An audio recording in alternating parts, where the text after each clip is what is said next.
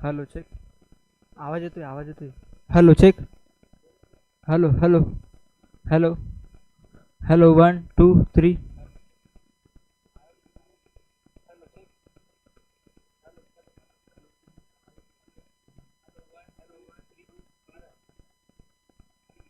गेला नाही नाही.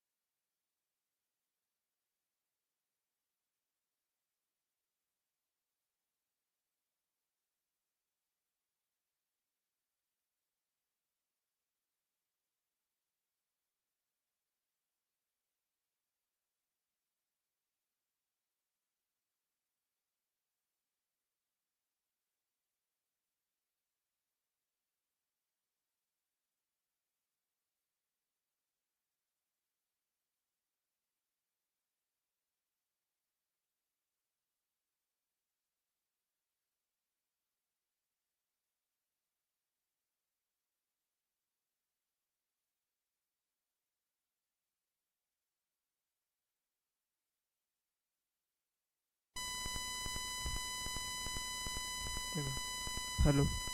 Hello check.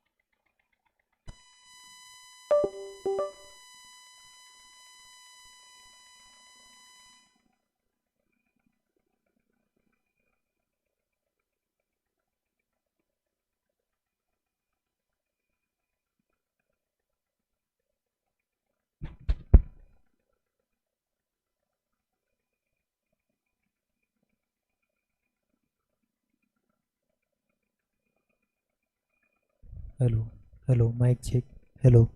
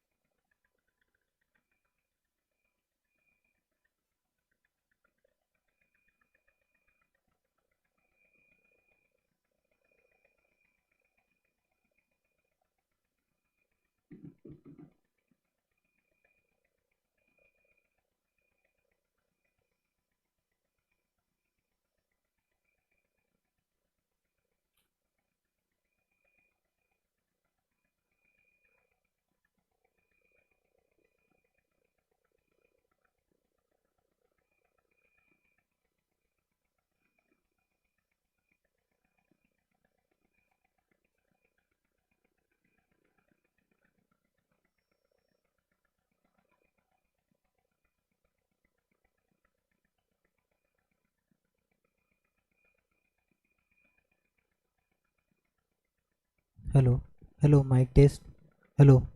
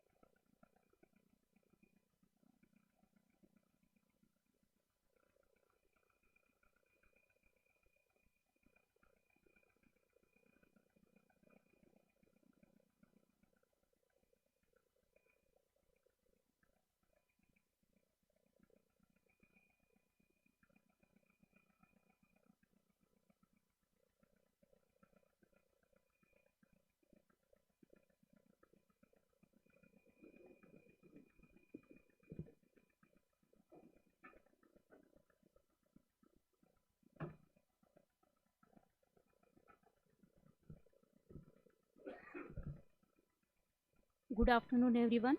Dignitaries on the dais, off the dais, and all the attendees of today's session. We are delighted to announce today's expert session, which is a collaborative initiative organized by MIT Chhatrapati Sambhajinagar, Dean R&D and Innovation Office, and Department of Civil Engineering. We extend a cordial welcome to Dr. Mahendra Shirsat sir, all dignitaries on the dais, off the dais, and attendees for this expert session. Today's distinguished speaker is Dr. Mahendra Shirsat sir, Dean Faculty of Science and Technology and Director RUSA Center for Advanced Sensor at Dr. Babasaheb Ambedkar, Marathwada University, Chhatrapati Sambhajinagar. Today, sir will be leading an expert session on the topic of drafting research proposal. I now request Dr. D.G. Regular sir, Dean R&D and Innovation, to present the preamble of today's session.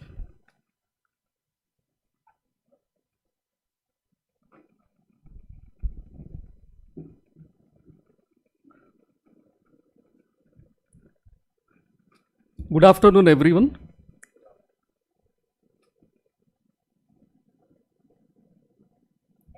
Honorable Dr. Shirsat sir, Honorable Director sir, Nilesh Patil,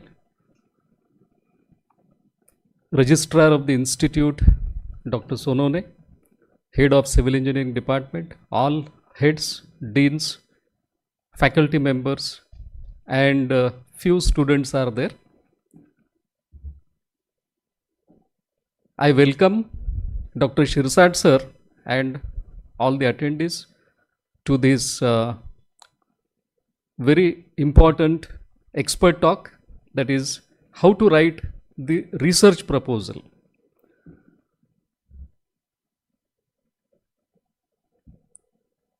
Six months back I joined this institute.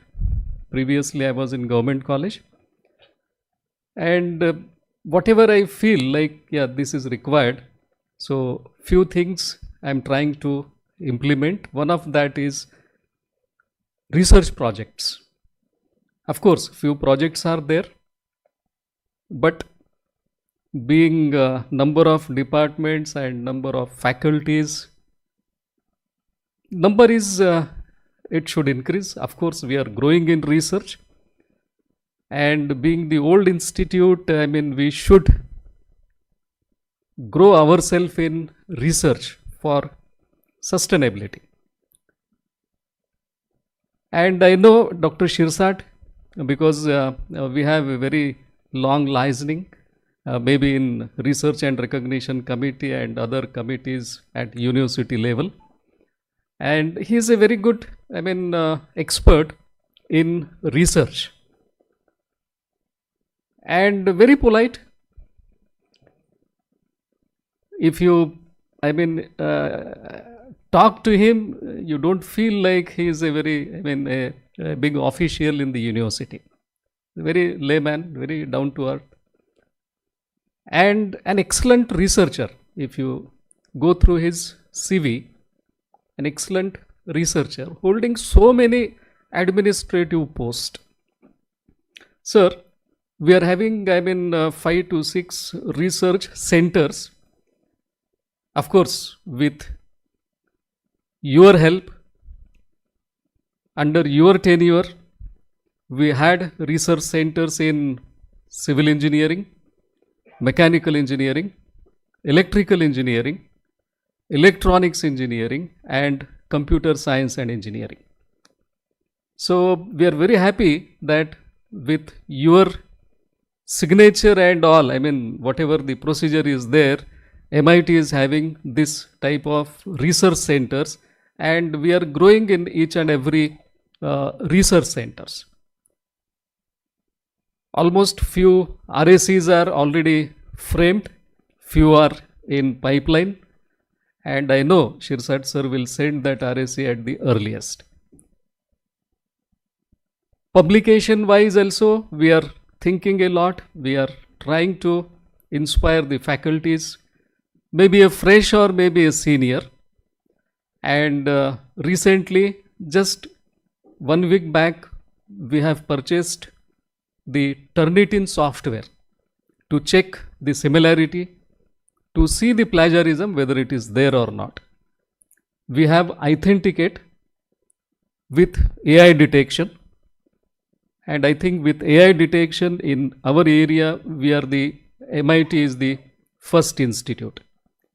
So the dissertations, projects, papers, thesis, everything will be checked through this similarity software, that is Authenticate Turnitin. So while going ahead, I mean, we thought of having, at least every department should write one project that target actually Dean R&D office has given to the departments. Every now and then some scheme it comes. Recently, BIRAC, they have announced some scheme. So I was waiting for some department to come forward and write a proposal. If they are thinking of writing a proposal for that BIRAC, I think this lecture is very important for that department. So with this very short preamble, once again I welcome Dr. Shirsat sir and all of you. Thank you very much.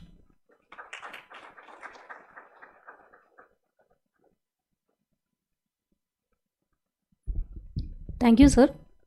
It is an honor to introduce our expert for this afternoon, Professor Mahendra Shirsat sir. Professor Mahendra Shirsat sir is presently working as a Dean Faculty of Science and Technology, Senior Professor in the Department of Physics, Director RUSA, Center for Advanced Sensors and Technology, and Head Department of Electronics at Dr. Babasaheb Ambedkar Marathwada University, Chhatrapati Sambhajinagar. He has shouldered several other administrative responsibilities at the university, that is Registrar, Director Incubation, Innovation and Linkage, Director Internal Quality Assurance Cell, Director Academic Staff College, Head Department of Physics, and Director Deen Dayal Upadhyay Kaushal Kendra. He was a postdoctoral fellow at visiting scientist at the Department of Chemical and Environmental Engineering, University of California, Riverside, USA, from 2007 to 9. Sir was a visiting principal fellow at the University of Wollongong, Australia in 2006. Sir was a visiting professor at Hanyang University, South Korea, 2013, and National Taiwan University of Science and Technology, Taiwan in 2016, 18, and 22. Sir was also worked as visiting professor under the National Scholarship Program of Slovak Republic Comenius University, Slovakia, Europe, from March to December 2023. Professor Shirsat has 37 years of experience in teaching, research, and innovation. He has 14 years of administrative experience. Sir has 321 research publications to his credit. Out of these, 237 research publications are from SCI, Scopus, and Web of Science, and 84 from national peer-reviewed journals.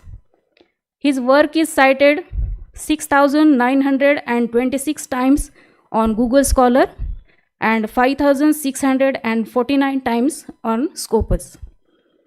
His cumulative impact factor is 630, with the highest impact factor of 16.74. He has 2 patents and 1 design to his credit. Professor Shirsat has established the Center for Advanced Sensor Technology for the advancement of sensors with state-of-the-art facilities in the area of material synthesis, characterization, and device fabrication. Sir has played a vital role in establishing Deen Dayal Upadhyay Kaushal Kendra and Department of Electronics, and started Bachelor and Master of Vocational and Master of Science to impart skill-based education in the area of electronics, industrial automation, and automobile technology.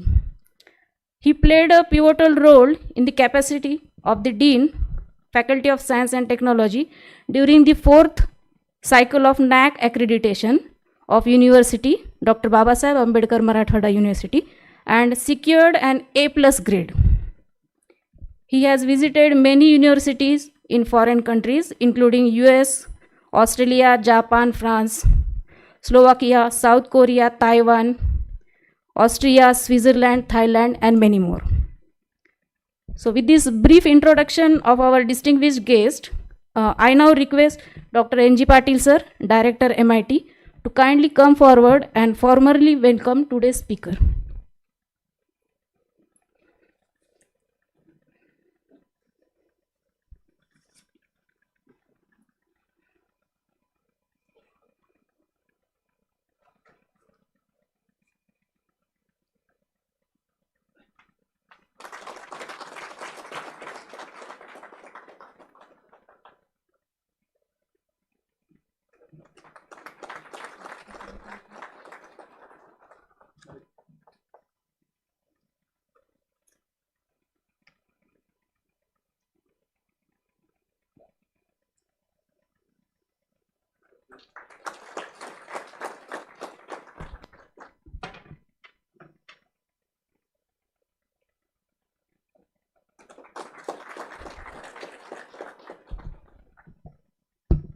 Thank you, sir.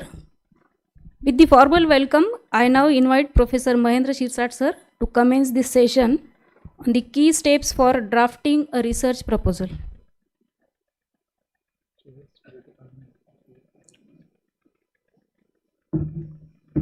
Presentation open करते हैं. Presentation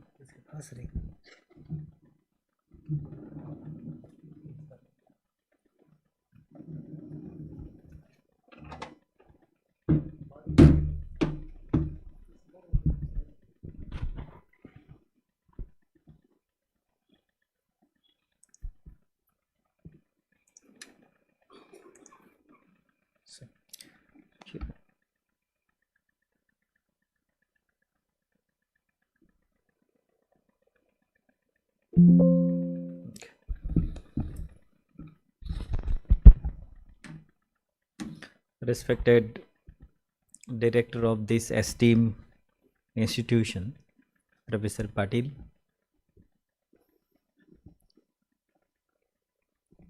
respected Dean R&D, Professor Regalwarji,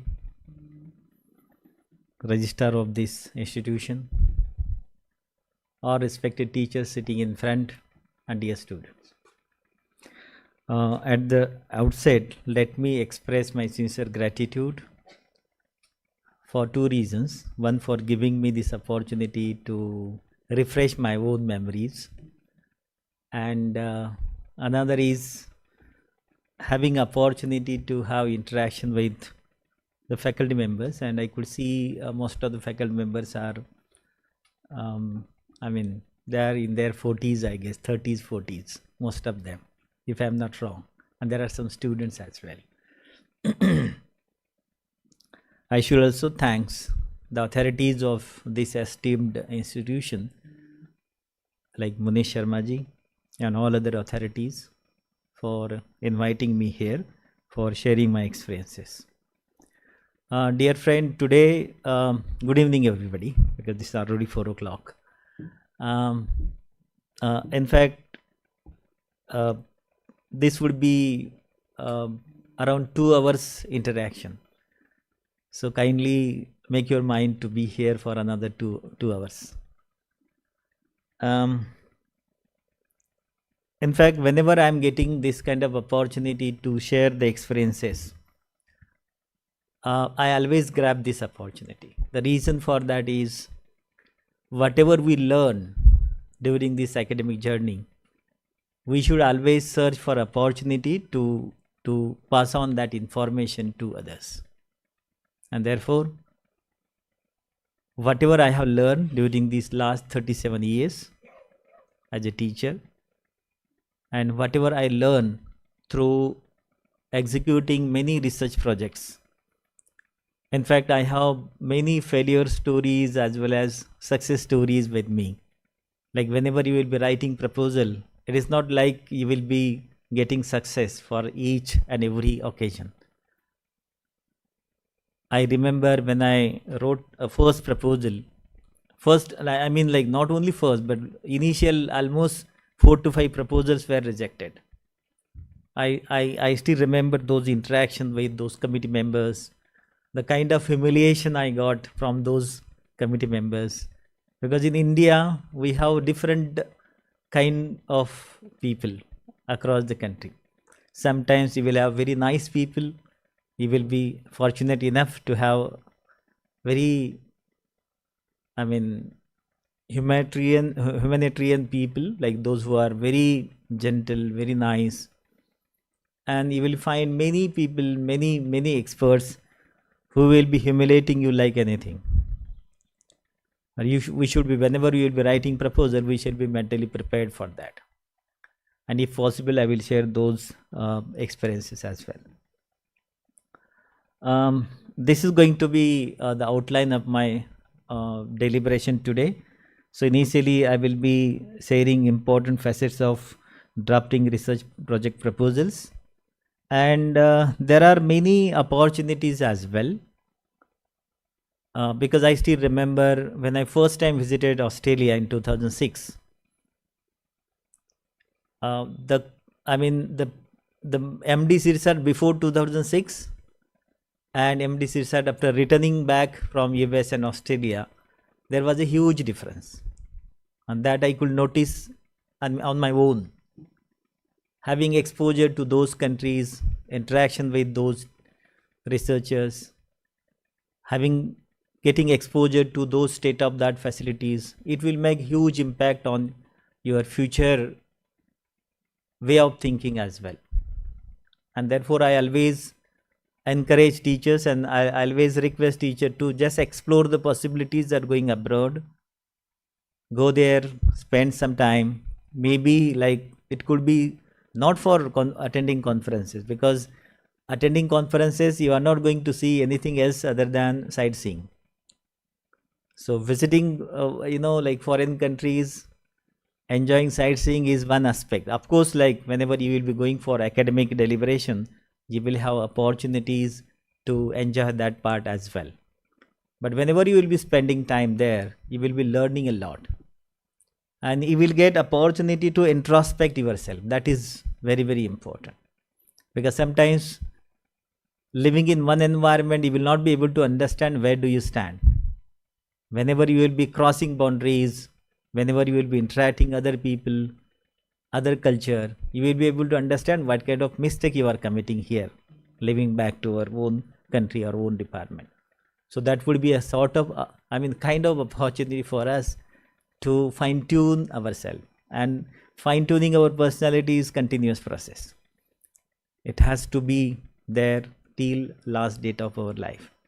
It is a continuous process. And therefore, I am going to share glimpses of some research funding as well as fellowship opportunities, whatever there. And then I will be summarizing. Now, as far as the project drafting is concerned, as I mentioned earlier, I will be sharing my experiences. Fortunately, I am part of many project evaluation committees of many funding agencies in India as well as abroad too. So whatever experiences I have gathered from those project evaluation, I noticed that most of the project proposals are being rejected just for one reason, that although the ideas are innovative, but they don't have enough credibility. The researcher who is claiming for that project, that particular individual doesn't have enough credibility, enough research credential. When it comes to the credential, it is always the quality of publications are going to be always counted. And these days, if you take a random survey of any 10 theses across the country, don't think that I'm referring our university. I'm telling you, of course, there are few good exception for that as well. But if you take random 10 theses, you will find that almost 60% of theses, PhD thesis I'm telling you, doesn't have impactful publications. Impactful means like there should be two outcome of the your PhD. Either whatever outcome you have out of your PhD, it should have some societal impact. Like you may not be having publication in reputed journal, but it will be having some societal impact. And true in real sense, it's not only on paper, but in reality, whatever outcome you have, you will be making use of those outcomes, those results for addressing one or other societal issues, burning issues. Or you should have a publications in the journal of international repute. And whenever you will be taking random, as I mentioned, survey of any 10 thesis, almost 60% thesis, you will find that they neither come into any one of the category. Outcome is neither societal relevance nor have the publication is reputed journal. Unfortunately, let me tell you, as I mentioned earlier, I will be sharing my experiences only. Since last almost 1 year, I have taken over the charge of Dean Faculty of Science and Technology, and I got opportunity to conduct the open PhD vivos of many engineering students. Intentionally, I am referring engineering student because you all are from engineering discipline. In fact, as far as myself is concerned, I am I did my master's in physics, and I did my which is Faculty of Science. Of course, nowadays Faculty of Science and Technology together, but long back when I did my master, it was in Faculty of Science only. And I did my MCA, which is Faculty of Engineering. So I am part of both discipline. So it's not like I'm criticizing. बरेचदा असं आपल्याला वाटतं की सायन्सचे लोक इंजिनिअरिंगला criticise करतायत, but it is not of that sort. Let me tell you, my friend, what almost like around 20 to 25 PhD vivos I have conducted, and usually I ask one question every time, most of the time, and I always begin with that question: what was your hypothesis when you start your research? When you started your research, and where do you stand today? And let me tell you, most of the engineering PhD students so far I have experienced were not able to tell me what the hypothesis is all about. विचार करा मित्रांनो, जर इंजिनिअरिंगच्या प्राध्यापक, आणि most of them were teachers, आता जर इंजिनिअरिंगच्या प्राध्यापकाची जर ही अवस्था असेल, is it okay if I speak in Marathi in between? Okay, और should I speak in Hindi? Is it okay Marathi? हां का? येस, कारण आपण महाराष्ट्रात आहोत, मराठी बोललंच पाहिजे असं मला वाटतं. It has nothing to do with MNS. तर मग जर प्राध्यापकांची ही जर अवस्था असेल तर विद्यार्थ्यांचं काय मग? What does it mean? It means that we are not serious enough. हायपोथिसिसमध्ये काही रॉकेट सायन्स नाही ना की जे येणार नाही, असं तर काहीच नाही. कळू शकत नाही असंही काही नाही, but we are not enough serious. आणि बरेचदा आजच मी तो सायन्सचा होता आज भाई भाऊ, तर त्यांना त्या विद्यार्थीला म्हटलं, बेटा व्हॉट इज युअर हायपोथिसिस? ते म्हटले, हायपोथिसिस? अच्छा. She started looking at the slides, scrolling down her slides, but she could not find it. म्हणजे ही जर अवस्था असेल बघा, आणि I am sure like you are very good teachers, and those who are students, they are also very good teachers, and they are well aware of what the hypothesis is and what is the importance of hypothesis in our research, because hypothesis help us to keep ourselves on track. And if you don't know hypothesis, it means that you lost the track right in the beginning.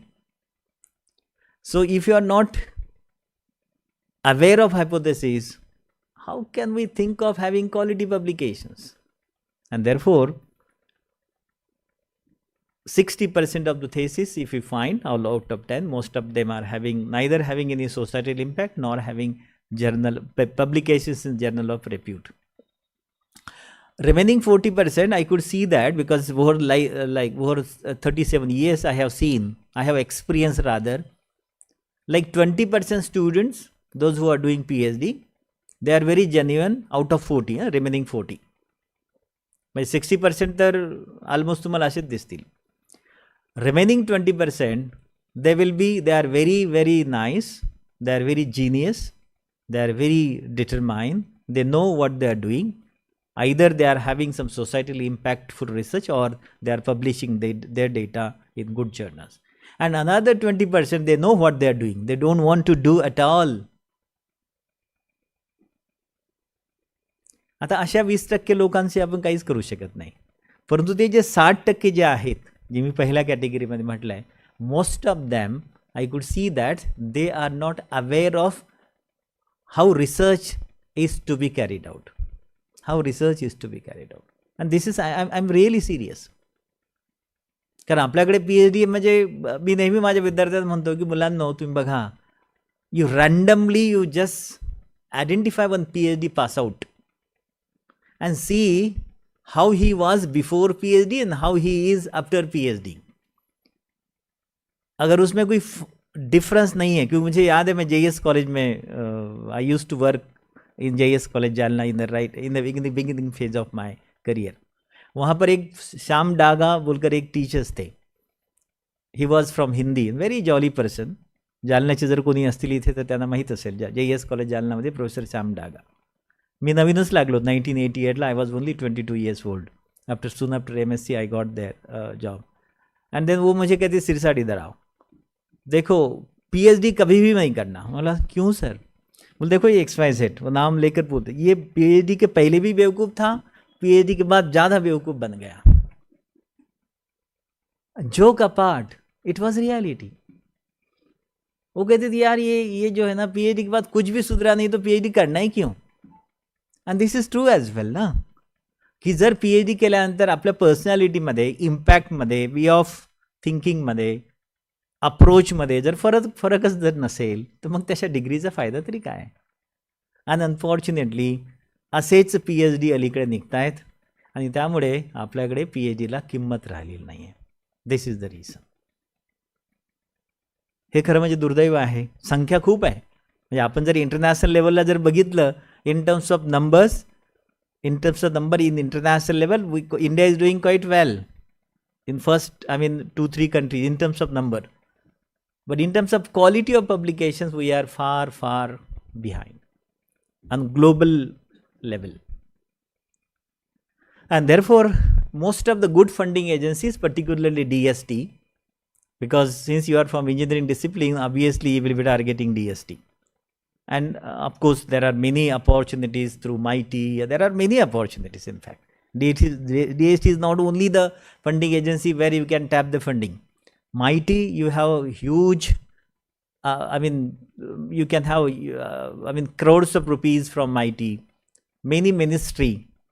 They are not conventionally project funding agencies, but they are having their thrust areas and they are looking for genius people. If you are targeting those areas, definitely you can tap fundings and you can earn good amount of funding through research project.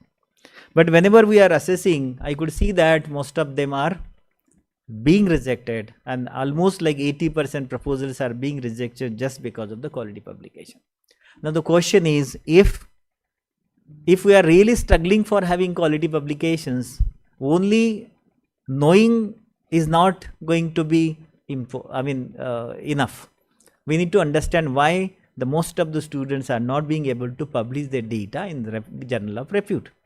And I could see that these are some of the reasons which I have experienced. These reasons I have listed down through my own experiences. In fact, I don't have enough time to discuss this because today our focus is something different. But quickly, like literature review, I will be focusing on that because even like while drafting proposal, literature review is going to be very important. So I will be giving very special emphasis on that. So if you don't have adequate literature review, how to do literature review, although you are aspirant teacher, but still I will take liberty to tell you how to do that. I will take that liberty. And with extreme, I will, although it will be a little bit time consuming, but I will do that.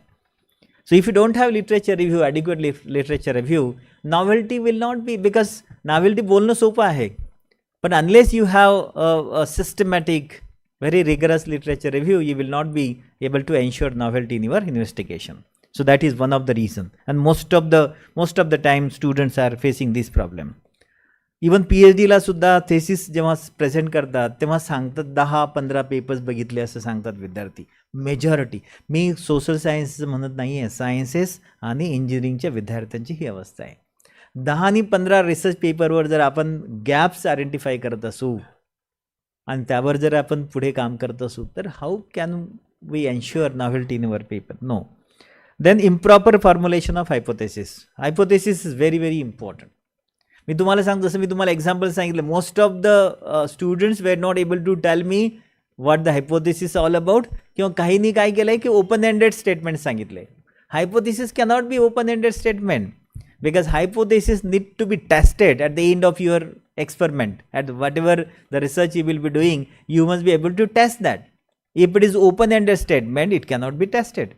And some of the PhD students, they come up with open-ended statement. This is our hypothesis. आणि बहुतांशी विद्यार्थी तर ऑब्जेक्टिव्हच सांगतात. तुम्ही सुद्धा experience करत असाल, teachers एमटेकचे project करत असताना तुमच्या सुद्धा लक्षात असेल, whenever you will be asking hypothesis, they will tell you what objectives they are having. No social relevance, because nowadays in many reputed journals, they will be always looking at this aspect also. Although your data is novel, but it doesn't have any social relevance. Social relevance could be not, it's a global social relevance. It need not be related to US or UK, whatever. So it should have global social relevance. If it doesn't have, many reputed journal will reject your paper. Ambiguity in designing experiments. Many times, although you have a good literature review, but somehow while designing experiment, there are many confusion of the students. They have their own self biases as well. Self biases म्हणजे काय? आपण बरेचदा काय करतो, आपण ठरवतो की माझे रिझल्ट मला असेच अपेक्षित आहेत. We always presume. And then मग रिझल्ट जरी वेगळे असले तरी सुद्धा त्याला तुम्ही एक्स्ट्रापोलेशन इंट्रापोलेशन करून त्याला तो प्लॉट तसा आणताय आणि पब्लिश करून टाकताय. There are many people. आणि हे फक्त मॅनिप्युलेशन फक्त आपल्याकडेच होतं असं नव्हे, जगामध्ये मॅनिप्युलेटर्स खूप आहेत. तुम्हाला एक उदाहरण सांगतो मी. When I was in US long back in 2007-9, I came across one author, नेताले, NETALE. आता ते प्रोनाऊन्सिएशन कसे करतात मला माहीत नाही, पण I used to call it नेताले. And I could see that in sensors and activators B, one of the very good journals, chemical sensors and activators B, most of the जर्नल्समध्ये त्याचे पेपर्स मला दिसायचे. म्हणजे ज्या sensors I used to work on the wearable sensor when I was in US, wearable sensor for detection of environmental pollutants. तर मी प्रत्येक वेळेस त्याचं नाव बघायचो. मग आउट ऑफ क्युरियासिटी मी जरा एकदा मी म्हटलं बघावं तर किती पेपर्स आहे या ग्रस्ताचे. मी बघितलं तर त्याच्या नावावर जवळपास 4,000 ते 5,000 पेपर्स मला दिसले. मग I thought he must be very senior fellow, कारण आपल्याला माहीत आहे की परदेशामध्ये लोक अगदी मरेपर्यंत काम करतायत. मला वाटलं हा 75-80 वर्षाचा म्हातारा असेल. आणि out of curiosity I search की हा कुठल्या विद्यापीठात आहे. इटलीच्या एका विद्यापीठात तो होता आणि he was just associate professor आणि he was around 45. How it is possible? It is impossible. At the age of 45, if you are having 4,000, 5,000 research paper, and that too in good journals, it means he must be doing some sort of manipulation. आणि म्हणून तेव्हा माझ्या लक्षात आलं की manipulation फक्त भारतीयच करतात असं नाही. जुगाड टेक्नॉलॉजीमध्ये पूर्ण जग, अर्थात India is leading. I remember when I was in Cambridge 2017, there was one professor from UK. He wrote a book. You must have seen that. He has given that book, Jugaad Technology in India. He wrote that book. We were 20 people visiting one of the Institute of Management in Cambridge. So he has gifted that book to us, Jugaad Technology. I do have that books with me. Of course, त्याचे दोन्ही बाजू आहेत. Jugaad Technology doesn't mean that we are doing anything wrong. Jugaad Technology means like from all together West, our people are, our inventors are creating a miracle. There are many examples of that sort as well.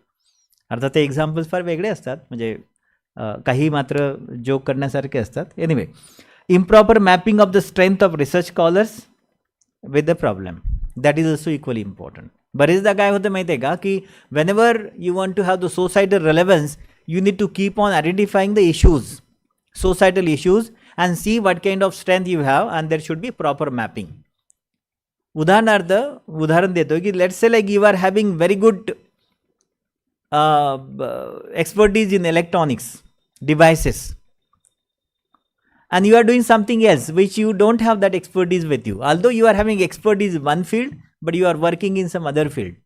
So although you are very talented person, but you will not be able to publish your data because you are working in the area where you don't have that expertise at all. Next reason is poor presentation of the researcher. म्हणजे सर्व काही असून सुद्धा बरेचदा असं होतं की although you have good research with you, but you are not making impact of your drafting on the reviewers. That is also equally important. And the last reason is credential. कारण तुम्हाला माहित आहे का अलीकडे कुठल्याही रिव्ह्युअरकडे जेव्हा पेपर जातो he always going to search MD Shirsat. MD Shirsatने आतापर्यंत काय दिवे लावले ते सर्व गुगलवर तुम्हाला दिसतं. And if you are like, now the question is, if you are first time doing research, let's say PhD student, so how he or she will be having credibility? Absolutely not. But his or her PhD advisor will be, because first author would be always researcher and last author would be corresponding author, PhD advisor. So obviously the credibility of the PhD advisor will be taken care of. So if you don't have enough credibility, obviously your paper would be in first screening only, your paper would be rejected. So these are some of the reasons, and if those I request each one of you, you kindly introspect where do you stand, and if you are having this kind of problem, kindly address those problems. Now whenever proposal goes to any reviewer, what reviewer is going to be seen in that proposal? That let me tell you that first, and then I will come to the drafting a proposal. म्हणजे research मी जर reviewer जर असेल त्या प्रपोजलमध्ये exactly what I will be expecting. So I will be expecting 3 important parameters. Number 1 novelty, number 2 social relevance, and number 3 credibility. आता basically हे तिन्ही पॅरामीटर रिसर्च पेपरच्या बाबतीत सुद्धा हेच पॅरामीटर्स आहेत आणि रिसर्च प्रोजेक्टच्या बाबतीत सुद्धा हेच पॅरामीटर्स आहेत.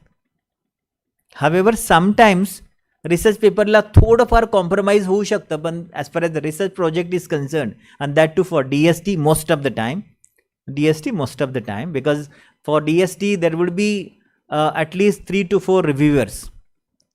Your proposal is going to be sent to the 3 to 4 reviewers, and they will be DST will request them to rate their proposal on 10-point scale, and you should score more than 5 from all those 3 to 4 reviewers. Then only your proposal will be considered for next stage rather.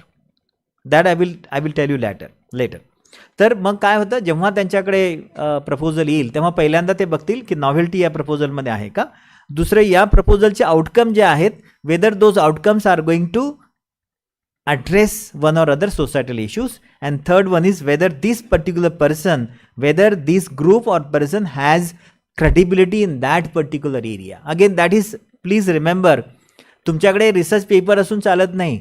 जो project, जो theme तुमचा research प्रोजेक्टचा आहे त्यामध्ये तुम्हाला credentials आहेत का, that is going to be counted. And those who are student backside, I could see there are some master student, I guess. Master student, no? Master student is sir? PhD student. Master student. If you are master student and seeking PhD admission in overseas university, so this is going to be very, very important for you, because whenever you will be submitting your proposal for PhD admission, they will be asking 2 different very important documents. One is SOP, other is research proposal. Statement of purpose as well as the research proposal. And because you will be earning money from them, you will be expecting money from them, because most of the PhD programs are funded. Wherever you go across the globe, you will be funded. Your tuition fees is going to be waived off, and then you will be getting some stipend as well. And obviously for consumable, you will getting some expenses for consumables too. So these points are going to be very, very important. Therefore, those who are master student, please make it sure that you have one research papers from SCI or Scopus Index during your master. If you are seeking, if you are expecting that, you should be shortlisted for PhD in overseas good universities. So please ensure this during your master. So now let us see one by one. Novelty. How novelty can be ensured? Novelty can be ensured by doing these steps. Number one, rigorous literature review in terms of quantity as well as quality. Rigorous in terms of quantity as well as quality. Because only reviewing couple of papers or 10-15 papers is not going to solve the purpose. Now question is, what would be the number? Is there any magic number? Truly speaking, there is no magic number as such.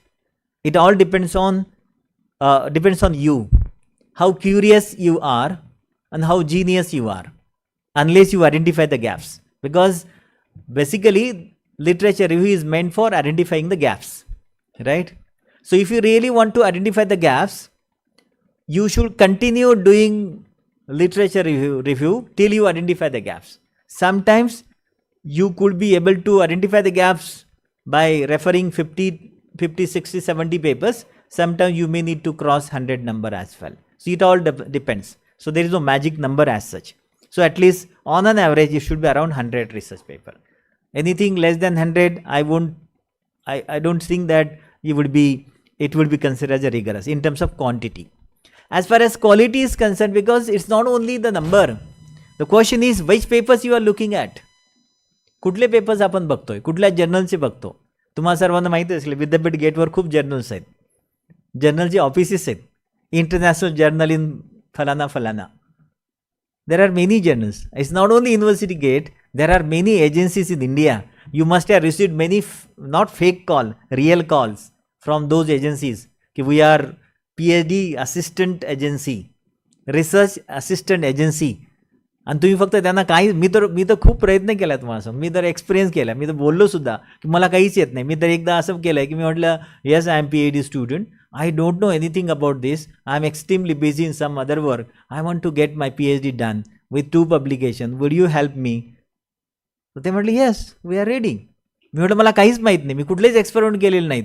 ते म्हटले फक्त तुम्ही you tell us only title, we will do rest of the thing. There are some agencies, they are doing manipulations. Unfortunately आपल्याला ते बघणं गरजेचं आहे. आणि म्हणून quality is very, very important. And then later I'm going to tell you what are the different criterias to identify the journals as well. So you need to see that you should identify the good journals, journals of repute. Now that is the second point. Identification of journal of international repute.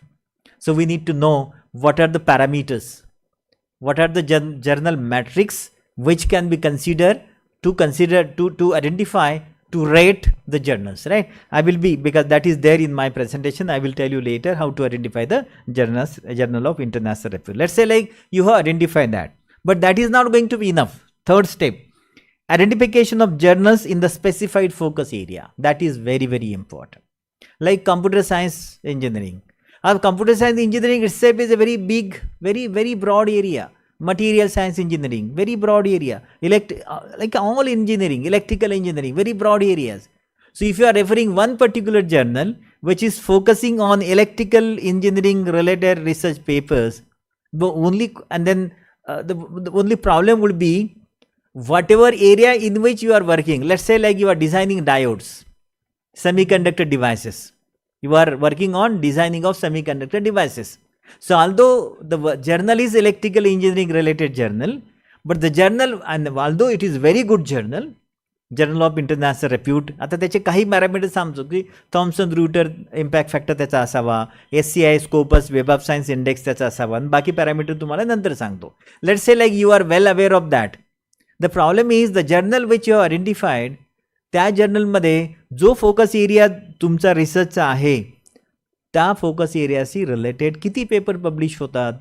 जर समजा त्यामध्ये hardly, जर समजा एका इश्यूमध्ये let's say like 20 papers are there, and out of 20 papers hardly you could see only one paper from your research focus area, Although that journal is good, but it is not going to be good for you, because you are not going to come across the good research by referring that journal. So therefore, identification of journal of specified focus area is going to be very, very important. And the last step, which is very, very important, identification of potential research group in the specified focus area across the globe. Now, why it is important? Let me tell you one example. Let's say you are very genuine person. You are a very genuine person, very hardworking, dedicated. You have completed first 3 steps, more than 100 quality papers, focus area journals.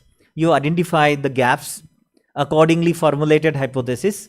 Based on hypothesis, you have drafted the objectives, methodology, prepare your experimental plan, start working, got some result. It will take around 5-6 months, right? Literature review, gaps identification, formulation of hypothesis, making experimental plan, working in the lab, getting some result, interpretation of the results, right? Drafting manuscript. It will take almost 6 months, right? Now the problem is, after 6 months, let's say, if you are not again refresh your literature review, you will be end up with frustration. असं गृहीत धरा की तुम्ही जेव्हा literature review केला जानेवारीमध्ये, त्याच वेळेस जगामध्ये दुसरे सुद्धा असतात ना, आपण काही एकटेच थोडी आहोत.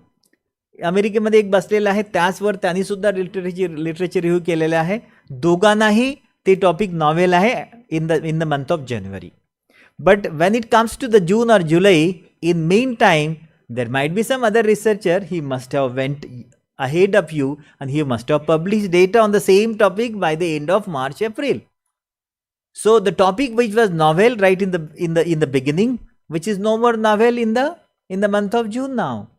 So you need to refresh, and that too, again the question is, बरेचदा जेव्हा विद्यार्थ्यांना मी रिसर्च मेथॉडॉलॉजी शिकवतो, विद्यार्थी म्हणते सर या जगामध्ये कसं ओळखणार आपण, त्या विषयामध्ये कोण कोण काम करत आहे, how to identify this. There is a technique. The technique is, what you need to do is, the area in which you are working, identify potential research group in those specified areas, working in very good reputed institutions who are coming up with quality publications. आणि तुम्हाला एक सांगतो मित्र हो, हे through my own experiences, if you are very genuine person, तुम्ही ह्या गोष्टी पहिल्या 6 महिन्यामध्ये 100% करू शकता. आणि तुम्ही ज्या विषयात काम करतात, चांगले ग्रुप्स, फार झालं 10 ग्रुप्स, 10च्या वर तुम्हाला सर्च करण्याची गरज पडणार नाही. तुम्ही एक साधारणतः 8 ते 10 group if you could identify and if you could follow them, because identify and then follow them what they are doing every month. Follow them. You started working, see where they are. Second month, where they are. Because if you, let's say like in the month, you started in the month of January, and in the March somewhere, you could notice that the other group, they are moving ahead of you. You can make the fine tuning in your experimentation. And by the time you will be having results, you will still ensure the novelty in your research. So if you could do these steps, then only novelty can be ensured and you will be able to publish your data in journal of repute. Otherwise it is going to be nightmare only. लक्षात घ्या. आणि म्हणून I could see there are many good researchers. Although they are, as मी तुम्हाला म्हटलं की genuine असून सुद्धा बऱ्याच रिसर्चरचे पेपर्स चांगल्या जर्नलमध्ये होत नाही. So these are some of the reasons for that. So this is the steps which could be followed for ensure the novelty. ना सोसायटल रिलेव्हन्स, बरेचदा असं होतं की प्राध्यापक विचारतात किंवा इव्हन विद्यार्थी सुद्धा विचारतात, how to ensure that in our investigation. आता आपण बरेचदा काय करतो, रिव्हर्स इंजिनिअरिंग करतोय. म्हणजे आपण काय करतो, रिसर्च करतोय, रिझल्ट आल्यानंतर बघतोय की ते आउटपुट कुठे वापरता येऊ शकतात का. But truly speaking, it should not be like that. So right in the beginning, once you identify the problem, so what my suggestion would be, keep on identifying societal related issues which is relevant to, of course, before this we need to do a very, very rigorous SWOT analysis to understand what you know and what you don't know, what you have and what you don't have, what kind of strength you have, because you need to know what are the strengths you have. And then keep on identifying societal issues. You can start from your own city and you can expand that up to world and see what are the issues. Keep on listing those. You will be having list of many issues and then do the mapping. if we could do proper mapping and they set the priorities as well. Mapping and then priorities, because बरेचदा असं होतं की mapping होत आहे पण priority, जसं उदाहरणार्थ माझ्याकडे electronics, let's say like I am interested in designing of satellite. Mathematics is really good. Mathematics is really good. But for designing, I need to see what the satellite is all about. That kind of exposure I don't have. So I will not be able to design the satellite very adequately. So although it is, mapping is there, but priority wise, I should not set top priority to that. So priority would be based on, of course, it could be based on the kind of facilities you have, the access to the facilities you have, or the importance of that topic. It depends on the situation. If you could do this, definitely societal relevance can be ensured in your research. And third one is credibility. आणि credibilityच्या बाबतीत तुम्हाला मी सांगतो मित्र हो, की तुमच्याकडे समजा उदाहरणार्थ प्राध्यापकांच्या बाबतीत सांगतो, लेट्स से you have 10 research papers. So only having 10 research paper in SCI journals or Web of Science Index journal, only having papers is not going to be enough. See, whatever topic you are proposing for research project formulation, so whether those papers are relevant to that particular topic. If those papers are not relevant to that topic, those research paper is not going to help you in getting the funding.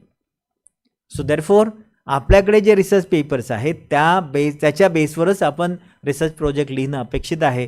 आणि बरेचदा असे queries येत आहे की sir, I am having 5 research paper with good impact factors with SC and Web of Science, but still my project got rejected. This could be the reason for that, because your publications may not be having relevance to the topic which you are looking for. So therefore this is very, very important. And then if you, let's say like if you don't have any credibility, still you need to do that. So let's say like you don't have credibility, then what to do? Then have the preliminary exploration of that topic in your lab. That also can be done. But don't go for very high budget project then. समजा उदाहरणार्थ मला माझ्याकडे 10 papers आहेत. उदाहरण सांगतो तुम्हाला की material सिंथेसिसमध्ये आणि सेन्सर डेव्हलपमेंटमध्ये माझे 10 पेपर्स आहेत for example. Now I would like to switch to solar cells. Material synthesis आहे पण सोलार सेलवर माझ्याकडे पेपर्स नाही आहेत. So then what I need to do is, so these papers are not going to be enough. That will not be my credibility or credential. So I need to do some preliminary exploration. I should have some experimentation done. I should have some data which need not be published. But I should have that data with me. What kind of exploration I have done? What kind of preliminary data I am having? And you can make a presentation of those data. You can include that in the project. I will tell you later where to be included. And whenever you will be getting opportunity to defend your proposal, you can mention that. So even if you don't have the papers, still, but of course त्या केसमध्ये heavy budget project तुम्हाला मिळणार नाही. मग त्या केसमध्ये मग 10, 15, 20, 25 लाखापर्यंतच फक्त तुम्ही ensure करू शकता. I did this kind of, because मी अशा पद्धतीने सुद्धा बरेचदा काही प्रोजेक्ट्स मी घेतलेले आहेत. हे सर्वांना माहीत असेल त्यामुळे हे स्किप करतो मी. But I will like to mention here. So whenever we are talking about journal of international repute, there are 5 different parameters. The very one number parameter is yearly impact factor. Yearly impact factor will take care of 2 years citation, 2 years citations of that journal. Second would be site score. Apart from yearly impact factor, site score would be the second metrics. Site score will take care of 3 years citations of the same journal. And then next would be 5-year impact factor. So of course 5-year impact factor will take care of 5 वर्षाचे citations. So yearly impact factor, site score and 5-year impact factor would be the criteria which will be quantitative parameters to identify the good journal. Now what about quality? HJR will take care of quality. Scimago journal rank. So this will be measure of the scientific influence of scholarly journals that accounts from both number of citations received by the journal and the importance or prestige of the journal where such citations are coming from. म्हणजे it's not only the number, but ते जे citations तुम्हाला मिळाले तुमच्या पेपरला, ते कुठल्या जर्नल्सनी तुमचा paper site केलेला आहे, त्याचं प्रेस्टीज काय, त्याचं रेटिंग काय आहे. So that will be taken care by HJR. and SNP is again another parameter, source normalized impact per paper. बरेचदा काय होतं की जे एक जर्नल आहे त्यामध्ये समजा 50 पेपर आहेत, 50 पेपरपैकी 10 पेपर्सना सायटेशन्स खूप जास्त मिळालेले आहेत, परंतु बाकी 40 पेपरला सायटेशन्स कमी आहेत. SNP will normalize that. So SNP is also going to be very, very important. So therefore, whenever you will be looking for any journal, go to the web page of that journal, see whether it is Scopus, Web of Science or SCI Index, and then see whether the journals having these parameters on their website. If these parameters are there, apart from, in addition to Thomson-Reuters impact factor. Nowadays, Thomson-Reuters impact factor is being has been taken over by, in fact, the Clarivate Analytics. No more Thomson-Reuters. Okay, so these are the parameters, and I need not tell you, these are the examples. They're there because since you are from engineering discipline, not needed. Now we are moving ahead. Now whenever we are looking, this is background. Okay, this is background. Now whenever you are planning to write proposal, there are three aspects. One is overall science, management, and budget. Overall science will tell you like the feasibility and time scale. So whatever topic you are having, whether it is feasible. बरेचदा काय असतं माहिती आहे का, ideas खूप चांगल्या आहेत पण फिजिबिलिटी नसते त्या आयडियाची.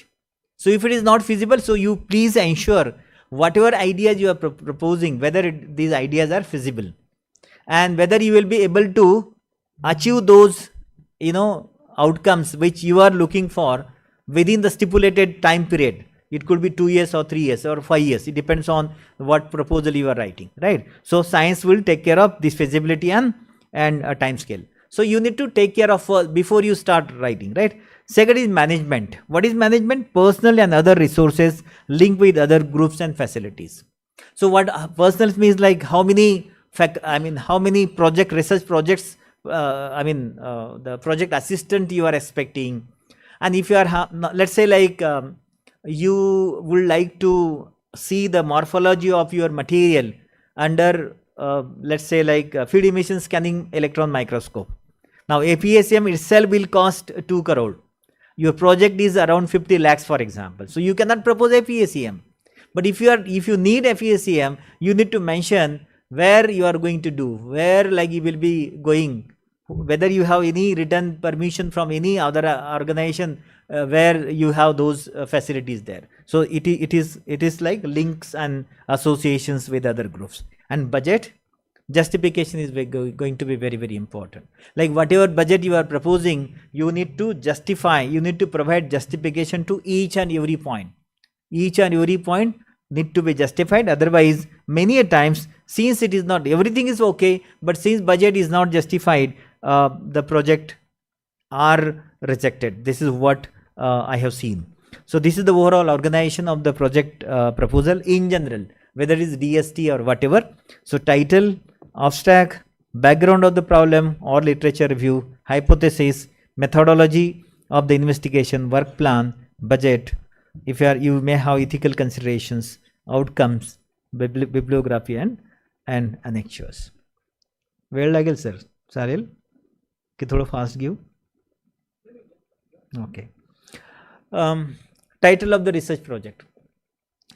Title need to be attention grabbing. आता ह्या गोष्टी तुम्हाला माहीत आहेत, फक्त मी एक्झाम्पल देतोय. ओके, कारण बऱ्याच गोष्टी तुम्हाला माहीत आहेत मित्र.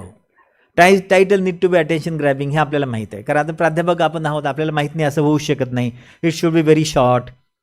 No, it should be short, very short नाही, it should be short. It should be around 50 character, but there is no thumb rule as such. म्हणजे 150 म्हणजे 150च नाही, पण approximate. We should avoid the words like. हे मात्र मी सांगतोय. बऱ्याच रिसर्च पेपरमध्ये आपण investigation of, case study of ह्या गोष्टी लिहितो. It is not at all expected. Don't use any questions. आपण बरेचदा बघतो, बरेचदा कंप्लीट सेंटेन्स बघतो. In fact the phrases are would be better, and we are not expected to write any abbreviations as such. Now good means what should be the title, and not expected means काय नसायला पाहिजे.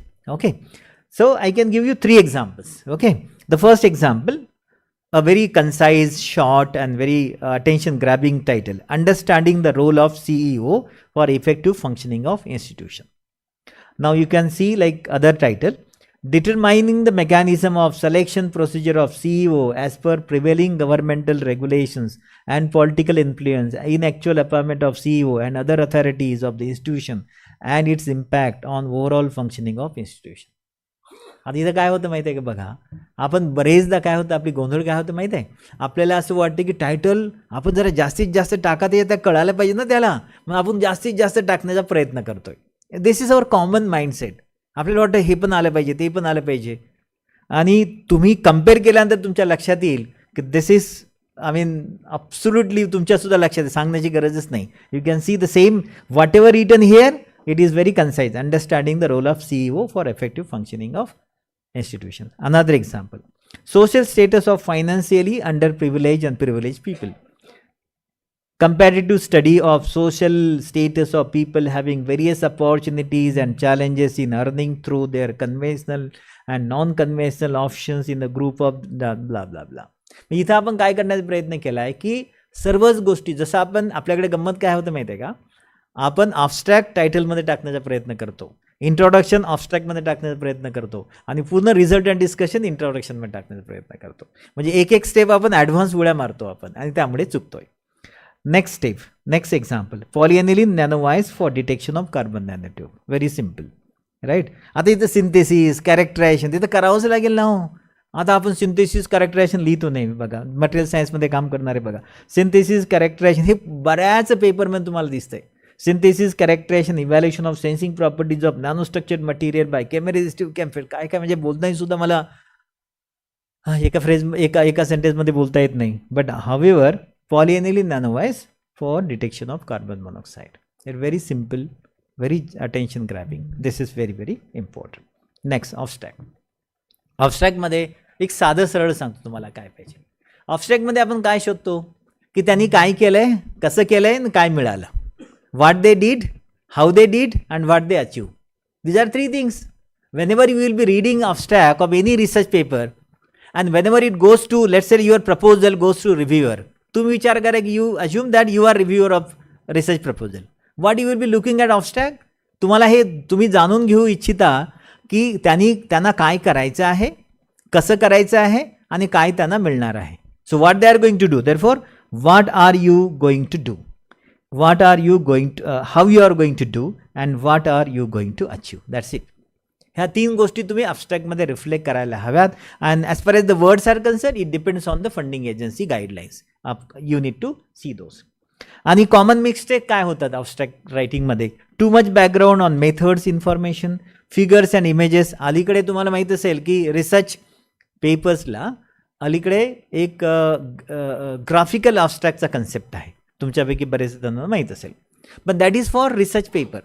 You can have the text abstract as well as graphical abstract, but it is not expected in research project, right? So images are not expected, references to the other literature is not at all expected in abstract. There are many people, because हे जे आहे ना मित्रांनो, मी जे research project evaluate केलेत तिथे ज्या चुका दिसल्या त्या मी इथं मांडण्याचा प्रयत्न केला आहे, तुम्हाला सांगतोय मी. म्हणजे हे हायपोथेटिकल नाही आहे किंवा कुठलं कोणाचं प्रेझेंटेशन नाही आहे, हे मी जे अनुभवलं आहे ते मी इथं मांडण्याचा प्रयत्न केला आहे. Abbreviation and acronyms not expected in abstract. आता मी ऑलरेडी सांगितलं त्यामुळे काही साईड मी स्किप करेल. ओके. इंट्रोडक्शनमध्ये इम्पॉर्टंट जे मी तीन गोष्टी तुम्हाला सांगितल्या, novelty, social relevance and credibility, ह्या तिन्ही गोष्टी इंट्रोडक्शनमध्ये रिफ्लेक्ट तुम्हाला करताच आल्या पाहिजे. आता ते कसं करायचं, ऑलरेडी मी तुम्हाला नॉव्हेल्टी तिन्ही गोष्टीचं डिटेल बोललोय, त्यामुळे इथं मी हे स्किप करतोय. आता in addition to that, what is expected? There should be some section within the background to describe the preliminary data. हे का आवश्यक आहे की let us say you don't have any publications in that the specified area for which you are looking for, then what kind of preliminary exploration you have if you could have small story of that. एक लक्षात घ्या, project proposal म्हणजे story telling आहे. एक साधी गोष्ट घ्या. आपण स्टोरीचं पुस्तक जसं वाचतोय ना, तसं पुस्तक वाचल्याचा भास त्या रिव्ह्युअरला व्हायला हवा. आपण स्टोरी वाचत असताना जसं आपल्याला क्युरियासिटी वाढते आपली, तशी क्युरियासिटी जर आपण त्या रिव्ह्यूअरची वाढवत गेलो तरच तुमचा प्रोजेक्ट इव्हॅल्युएशन चांगल्या रेटवर तो करू शकेल. So this is art basically. Drafting research proposal is an art. It will take some time, but if you could start it, I'm sure you can cultivate that art. Connect preliminary data to a background. म्हणजे preliminary exploration जे आहे, जसं मी तुम्हाला example सांगितलं बघा, की माझं काय केलं, मी मटेरियल सायन्स अँड सेन्सरवर माझा रिसर्च आहे. आता मला फोटोवोल्टिकमध्ये करायचं आहे. मी काही प्रिलिमिनरी एक्सप्लोरेशन केलं आहे. माझ्या बॅकग्राऊंडसोबत मला ते जोडता आलं पाहिजे, की whatever strength I am having, how this is going to be connected. So this is very, very important.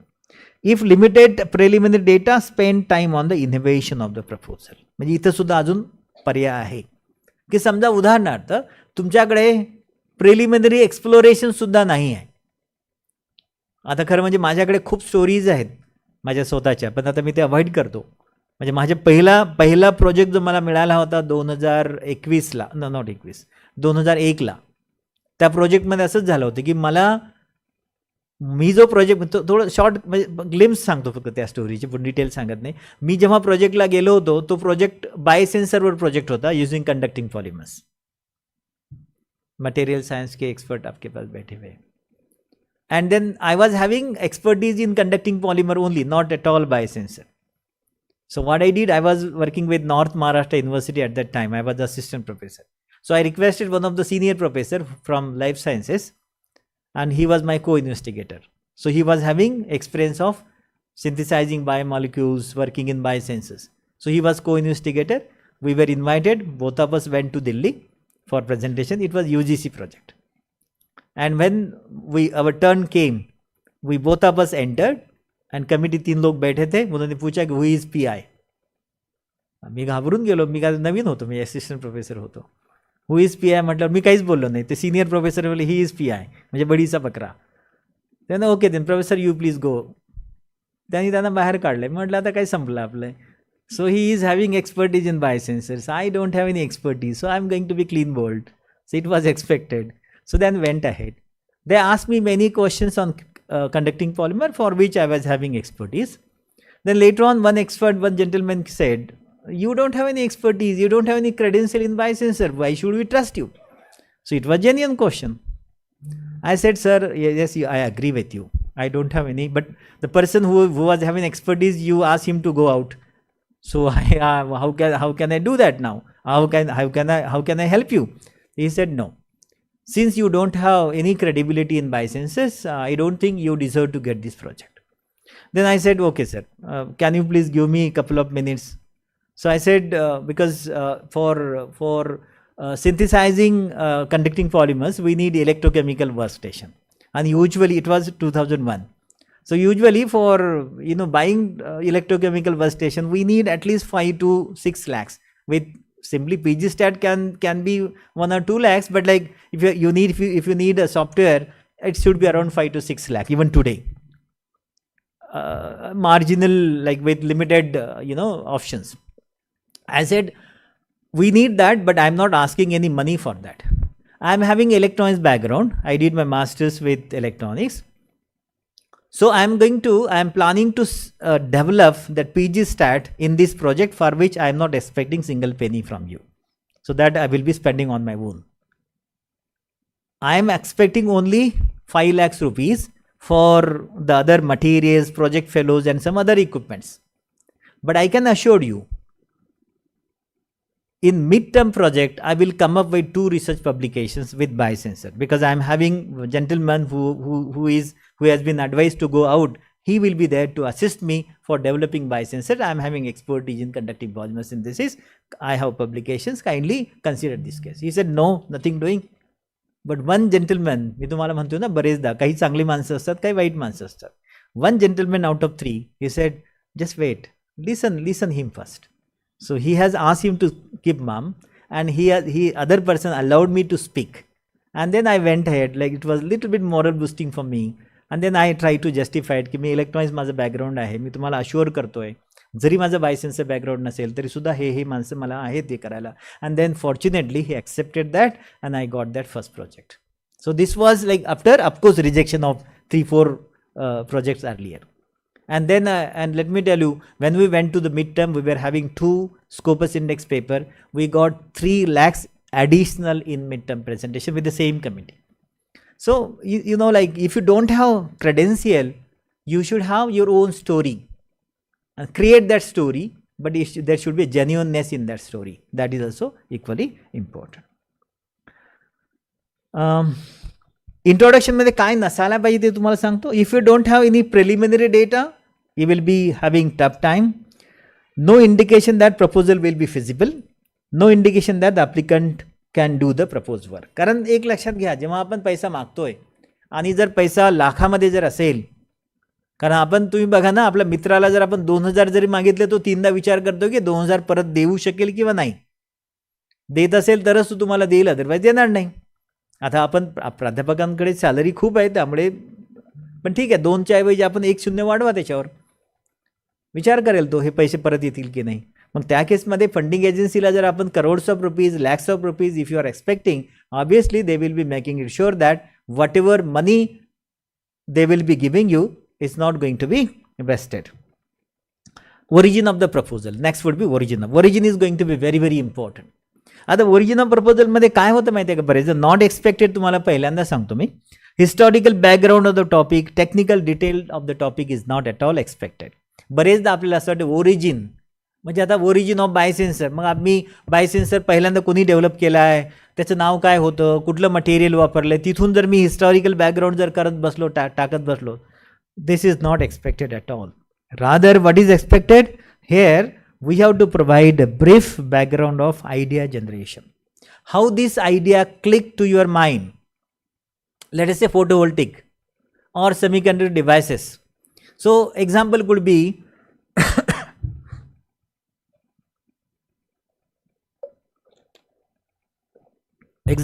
be let's say you were attending one international or national event. There was one expert who was delivering talk. You came across one particular terminology in the lecture of that particular eminent personality. You got inclined towards that. Soon after lecture, you went ahead, had a discussion with that expert. You got more, involved in that topic. After lecture, you went back to your institution, read many articles, and you felt that yes, this could be a very good topic of investigation, and you could see that you have some credential in that topic as well. So this could be example, right? So like that, ideation should be reflected. Then comes hypothesis. Hypothesis तुम्हाला सांगितलं. Hypothesis is a research project of a research project is clear testable statement. आणि तुम्हाला सांगतो की बरेचदा मी तुम्हाला already हे बोललो, त्याविषयी मी बोलणार नाही. So that you should clearly state the hypothesis and try to limit the number of hypothesis. बरेचदा असं होतं की आपण 5-6 हायपोथेसिस लिहितो, 5-6. जेव्हा तुम्ही 5 ते 6 हायपोथेसिस लिहिता, याचा earth you don't have clarity. There should be at least, I mean 1 or at the most 2 hypothesis statement, not more than that. Try to, combine all those aspects into single statement. Let's say, like, I can give you example. Let's say, like, sensor. So whatever ideal parameter of sensor which I am expecting, make it in the one statement, like what you are expecting and why you are going to reach there. That can be your hypothesis statement. So, and then give the proper justification also, because whenever you are talking about hypothesis, there will be hypothesis statement in the beginning, and then there could be another para which will justify why you are, because hypothesis is basically a scientific expectations, prediction. So why you are expecting that, you can have another para justifying that hypothesis statement. Okay, that is expected. And you can see not expected. Avoid combining 2 hypotheses. It could be confusing to the reviewer, कारण all together 2 distinct hypotheses जर असतील आणि त्याला आपण एकत्र करण्याचा जर प्रयत्न केला तर निश्चितपणे रिव्ह्यूअर कन्फ्यूज होईल. आणि मग पुन्हा लॉंग स्टेटमेंट सुद्धा टाकू नका, कारण जेव्हा व्हेरी लॉंग स्टेटमेंट जर असेल तर ते आपल्याला टेस्ट करताच येणार नाही, right. And then scientific aims. In fact, like, objective should be in bullet form. This is very very important. बरेचदा असं होतं की हायपोथेसिस ऑब्जेक्टिव्ह पॅरेग्राफ फॉर्ममध्ये लिहिल्या जातात. पॅरेग्राफमध्ये आपल्याला असं वाटतं की खूप काही सांगावं. Not at all expected. It should be very clear cut. And हे तुम्हाला माहिती आहे स्मार्ट, आता ते सांगण्याची गरज नाही, कारण it should be very specific, measurable, achievable, relevant and time bound. And मला असं वाटतं जेव्हा आपण ऑब्जेक्टिव्ह फ्रेम करणार तेव्हा प्रत्येक हायपोथेसिस ऑब्जेक्टिव्हचं स्टेटमेंट आपण चेक करावं की यापैकी एकाला कुठंतरी फिट होतं का. जर एकालाही फिट होत नसेल तर it means something is wrong. Okay. And if it is 3-year project, 6 objectives should be okay. 3-year project. Don't go like there should not be 12-15 objectives. So 6 to 9 at the most for 3-year project should be okay. Don't go beyond that. Already सांगितलंय मी. Significance. This is going to be a large chance to you to impress the reviewers. Significance always gives you like why this proposal is innovative and whether it has got some societal relevance.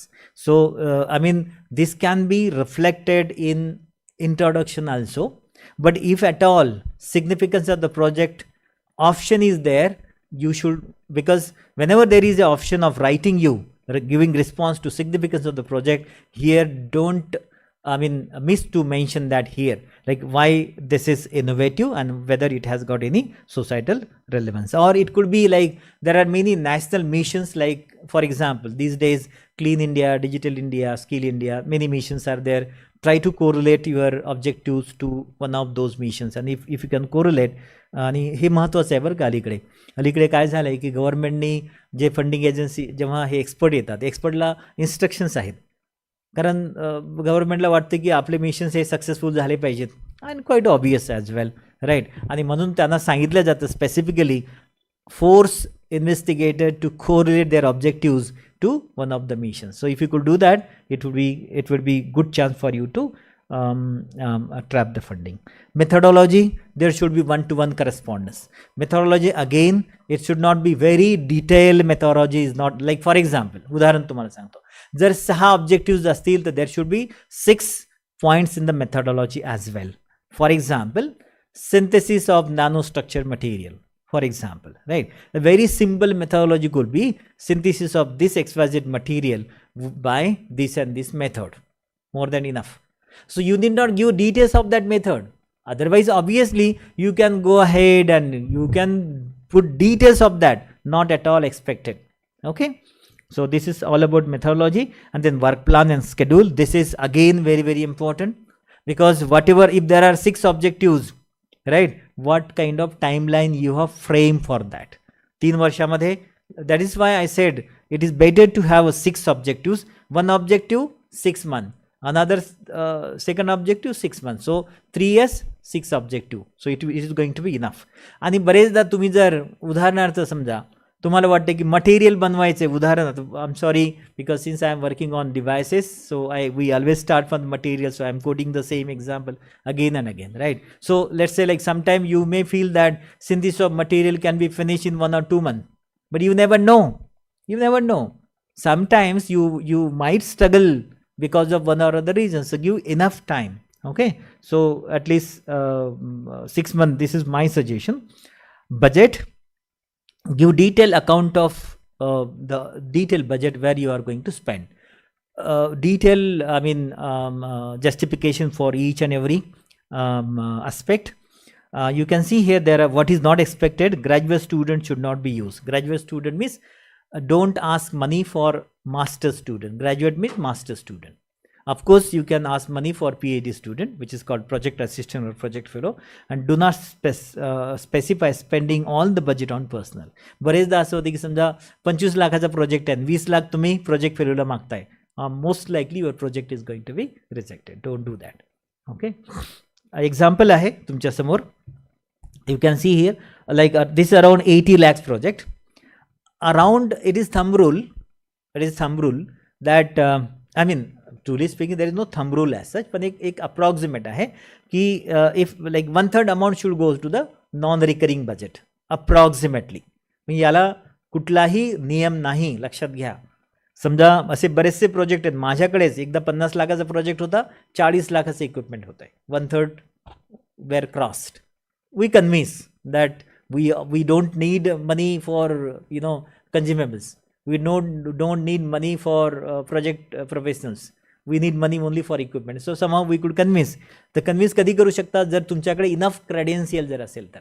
If you are beginner, don't try to do that.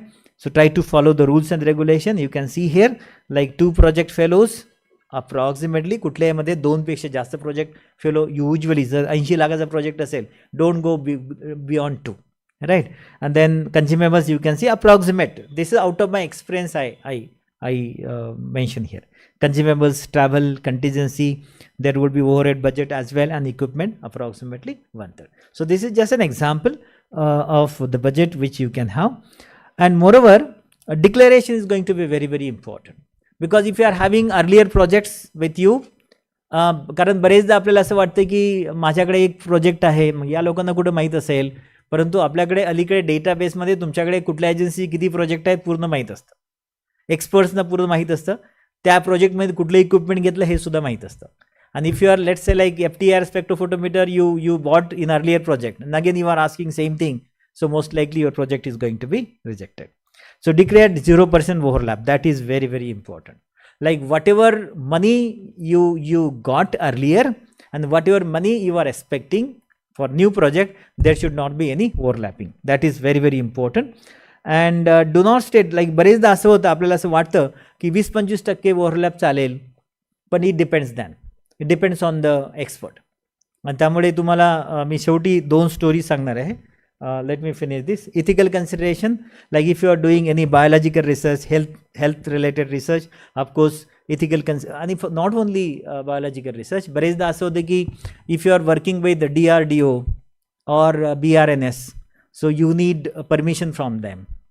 And even if forget about DRDO, let's say if there are 2 PIs from 2 different institutions, so you should have agreement whether if you want to include his name or not, whatever agreement should be there. So all these ethical, some project, sometimes your project might get rejected because of these agreement document also. So kindly do this. Outcome and output and outcomes of the project, this is very very important. You can see here I try to differentiate the outcome and outputs. Outputs are those which are achieved by immediately after implementing project. For example, number of publications, patents, student rank. This is going to be output of your project. Outcome could not be like immediately after, soon after completion, right?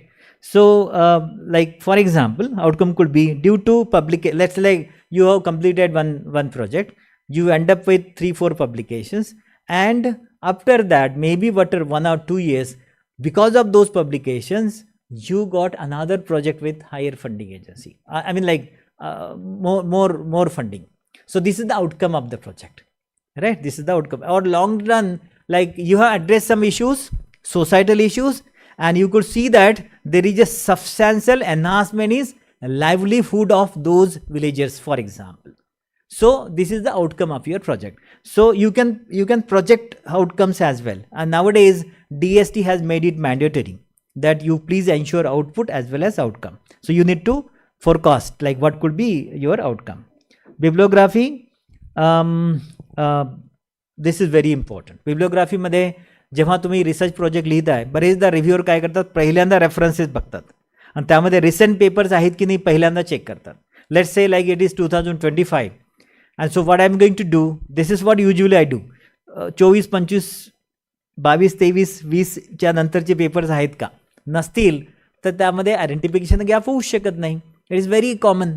So please ensure that of course old references are equally important, but recent references are also equally important.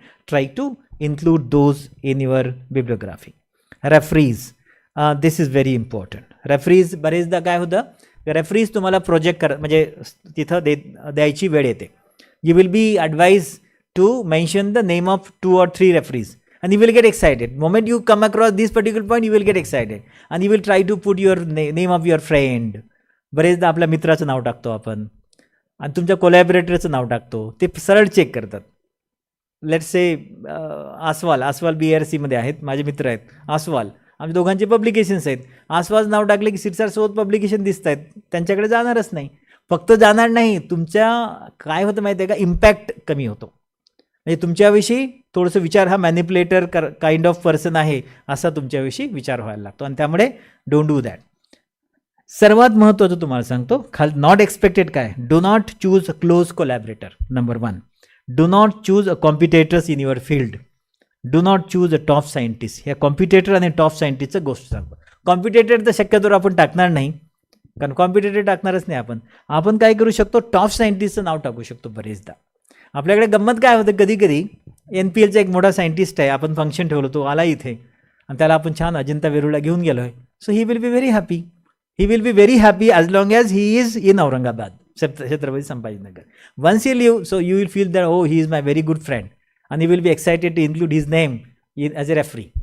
Problem काय होईल माहिती आहे का, तो जेव्हा तुमचं proposal त्यांच्याकडे जाईल तेव्हा ते तुम्हाला मदत करतीलच असं नाही. एखाद्या वेळेस तो फार क्रिटिकली तुमचं प्रपोजल बघेल, आणि तुम्हाला जे वाटलं की बाबा हा आपला मित्र आहे किंवा मी त्याला अजिंठा वेरूळला घेऊन गेलोय म्हणून तो मला प्लस पॉईंट देईल, असं कधी होणार नाही. आणि बरेचदा whenever he is top scientist, he may not be having enough time to see your proposal. So don't do this. Co-applicant. This is also very, co-applicant means co-investigator. इथे सुद्धा आपण चुका करतोय. बरेचदा आपण काय करतो, को-इन्व्हेस्टिगेटर मध्ये आपल्या मित्रालाच टाकतो आपण, जवळचा मित्र. कारण दूरचा मित्र कशाला, जवळचा असू द्या जरा safer side. You see like if at all because one very testing point is whether the co-investigator is providing complementary expertise to your project. Let's say you are designing semiconductor devices. You are from electronics engineering. So you may not be good in mathematics. If your co-investigator is from Department of Mathematics, this would be added advantage. So, I mean, you need to see like whether he is going to be a true contributor. And most of the time, co-applicant will do most of the project in their laboratory. जसं की मी म्हटलं होतं तुम्हाला की जो senior professor आहे, खूप चांगला आहे, खूप पब्लिकेशन्स आहे. नो, तुम्ही जर मोस्ट ऑफ द वर्क त्यांच्याकडे असेल तर तुम्हाला प्रोजेक्ट मिळणार नाही. So senior scientist is good, but 10 to 20 to 30% of work should be, you should propose to do in his laboratory, and most of the work you should do it in your laboratory. Applicant CV, हे इथं सुद्धा बऱ्याचशा अडचणी येतात. बरेचदा काय असतं माहिती आहे का, सिव्हिल येताना आपण काय करतो, आपण थोडं ओव्हर इंथिजाजममध्ये, let's say like you have submitted papers to research journal, so you will write submitted. एकदा काय झालं, आम्ही UGCला गेलो, एका एक कलिग होता, त्यांनी काय केलं आहे, 2-3 पेपर इम्प्रेस लिहिलं आहे. आता तर जे गेले तर ते एक्सपर्ट म्हटले, अरे वा छान, 3 पेपर इम्प्रेस आहेत, तर कुठल्या जर्नलला आहेत आणि काय कॉमेंट्स होते. तो म्हटला, नो सर, तुम्हाला सर्वांना माहिती आहे इम्प्रेस म्हणजे काय, म्हणून तुम्हाला सांगतो, म्हणजे इम्प्रेस सांगण्याची तुम्हाला गरज नाही. तो म्हटला, sir just now I have submitted, it is in there press. It is because when we say in press, it means like submitted, it was reviewed, got some suggestions, we resubmitted paper again, like like the all process is gone and accepted and then in press. Right? So आणि कधी कधी आपण हे झालंय रे, इनप्रेस तुम्ही लिहिणार नाही निश्चितपणे. दुसरी गोष्ट रिस्क नाव सांगतोय, बरेचदा सबमिटेड आपण लिहितोय. Don't do that too, because if you write today submitted, you never know whether that paper is going to be accepted. Let's say you have submitted this paper today, and after 3-4 months, if you have been invited for defense, they will be asking, gentlemen, you submitted one paper 3 months back, what is the status? If it is rejected, it would be negative aspect, negative impact. So don't do submitted as well. If it is really, if you are very much sure that the paper is of good quality, then only you can write it. Otherwise, don't do that. So don't, exaggerate your CV. General thoughts, the last slide. Reviewers may not be expert in your field of research. This is, most of the time this is true.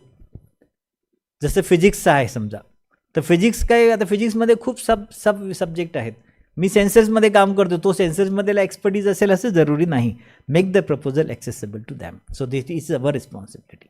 Even if he is not having expertise, I need to make my proposal to wrap my proposal in such a way that any common person who may not be having expertise in that area will be able to understand that. And therefore, what we need to do is get your proposal reviewed by your colleague or someone in your area of research.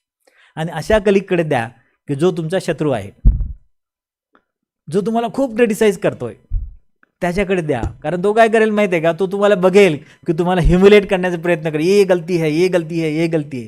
It is going to be good for you, because make those corrections and resubmit, so you will be on winning side. And if you are giving to your good friend, so far good friend, who is never criticizing you, he is the real enemy, because he has never criticized you even for your blunders, so he cannot be your friend. If you are treating that fellow as a friend, and if you are giving your research proposal to him, so you will be in trouble later on. Okay, so this is all about proposal. Now do you have enough patience to go through the next slide, because now these are glimpses of research opportunities.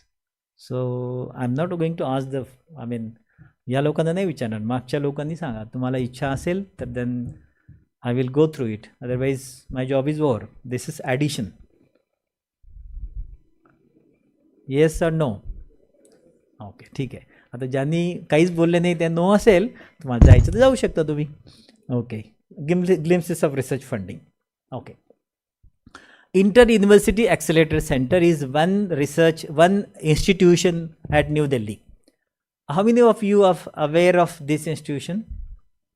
This is a common facility center meant for universities and colleges. And of course, colleges, when I mean college, of course it is engineering college, science colleges, private colleges, autonomous college, for everybody. They have huge facilities for accelerators. Your materials, those who are working on materials particularly, and the materials बघा, material is open ended. आता पूर्वी आपल्याला वाटतं की material सायन्सचे लोकच फक्त materials मध्ये काम करत आहे, पण तसं नाही. आता electronics engineering, electrical engineering, mechanical engineering, civil engineering, even computer science also. Material science becomes I would say like heart of all the branches. And here this is the institution wherein there are, in year you can submit proposal twice in a year. Like there are two, because a few years back I was a part of this accelerator user committee. I spent I was successively for 2-3 years I was part of this committee. For July AUC every year, May 15 is going to be last date. If you write Inter-University Accelerator Center New Delhi on Google, you will reach there. And for December, October 15 is going to be last date. Okay, you can submit application through online.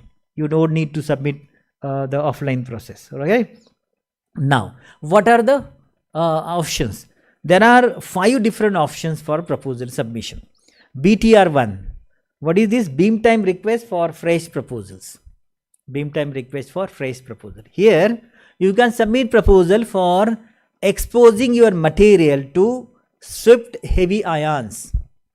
So there are ion beams whose cost ion beams of each, for the cost of each ion beams will be in crores. These facilities cannot be owned by any single institution. Government of India has invested money here. This is common facility center. You can submit proposal, let's say under BTR1. You will be invited for presentation. And if your proposal is sanctioned under BTR1, you will be allowed, teacher and student will be allowed to visit that institution from 1 month to 3 months. 15 days to 3 months. You can stay there, free accommodation, free food, and to and fro travel, and free facility utilization under BTR1. BTR2, beam time for PhD student. This is for PhD student. PhD student can write a proposal and can submit independently. There is no need of advisor. Again same, if it is sanctioned, student can go there, live there 1 to 3 months, free facilities, accommodation, food, transportation to and fro from your company. BTR3, request with UFR. UFR means beam time along with funding. The teacher can submit proposal and you will get the funding for the salary of project fellow as well, apart from some contingency. Here, contingency would be very less. Salary of project fellow under BTR 3, and then you can go, your student can go there, spend time there as much as you can. Of course, you need to book there. Okay. BTR 4 would be beam time request for ongoing proposal, like if it is proposal is sanctioned. And this is BTR 5 is for low energy. There are high energy beam and low energy beam. So summary is, this is a wonderful institutions. If you are really interested to make use of these facilities, this is wonderful facility, and I would request you to make use of this. This is one. Now, this is like old advertisement, India, Austria joint call for proposal. Of course, you can see the date already expired, but because yesterday I was just surfing, you can search DST, SERB and ANRF. Now there are 3 different websites, dst.gov.in or dst.serb.in, or ANRF. There are 3 different websites, and you will see this kind of advertisement on one of those, websites. Now what this advertising is all about, let me tell you. Our government of India has collaboration with most of the developed countries, including like all US, Australia, Japan, all those developed countries. This is one of the examples, right? Now there will be as of now, no call is active in this category. So let's say like Indo-Japan. Indo-Japan is still active for one particular, I will tell you, Indo-Japan or whatever. Under this kind of project, you need to identify one collaborator from that country, and you can have 1 or 2 colleagues from your institution and student, draft a joint proposal. You will be submitted to DST and they will be submitted to their S&T ministry, and if it is approved, you can go there for couple of months. It depends on the kind of proposal it have, and you can invite the counter proposal, the counter professor as well from their respective country. So this is very good opportunity, and if you are having good publications around 4 to 5, no, like I'm not expecting 10-15 research papers. Even if you have good SCI papers, 4 to 5 papers recent, फार जुने 20 वर्षापूर्वी 4-5 आहेत ना, आता मी काहीच केलेलं नाही, तसं नाही चालणार. रिसेंट तुमच्याकडे 4-5 पेपर जर असतील, definitely you can explore this, and you can have a opportunity there. ACRB power, I'm sure like there are many women sitting in this hall. This is wonderful. It is not active as of now. But you need to keep on looking at the DST website. There are 2 options, ACRB Power Fellowship and ACRB Power Research Grant. So both are for working women. Power, you can see the Power Fellowship age should be around 35 to 55 years, right? Working women, right? Fellowship would be 15 lakh per month in addition to your regular salary, and research grant would be 10 lakh per annum. So it is good. This is specifically for women's. Research grant, this is ACRB Power Research Grant.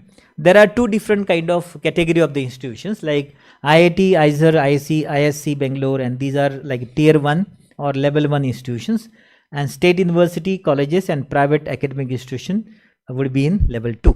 Okay, what are the options? Like here इथं फक्त एक लक्षात घ्या की co-PI should be only female, male co-PI is not allowed. And then यामध्ये इक्विपमेंटला 14 lakhs for level 2, म्हणजे आपल्यासारख्या इन्स्टिट्यूशनमध्ये 14 lakh for level 2, and for IITs and other institution 30 lakh for equipment, and total funding for level 1 like IITs, NIT, IISERs 60 lakh, and institution like MIT or BAMU will fall into level 2 institution, and you can demand for 30 lakhs total project cost. Then this is one fellowship. I went to Europe under this fellowship in 2023. This is for like student as well as master student, PhD students and teachers, young teachers as well as senior teachers. You can go to one of the universities of Slovak Republic from 1 to 10 months, maximum 10 months, minimum 1 month. there are 2 deadlines in 1 year.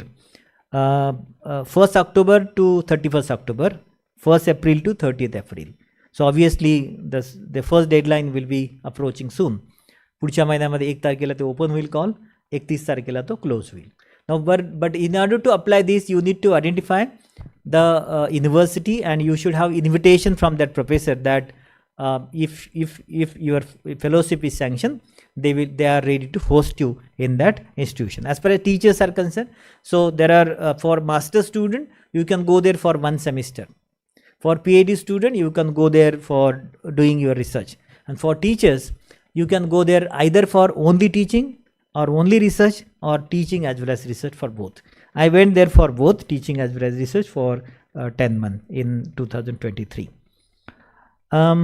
This is yeah, these are some different schemes of DST. Somehow time was not enough for me to get the details of this, but I would advise you to go to the DST website and you will get details of some of these schemes. This is Indo-Japan. This scheme is still open. आता तुम्ही म्हणाल September 3 आहे, but यामध्ये 2 cycles आहेत. First cycle expired. There is second cycle.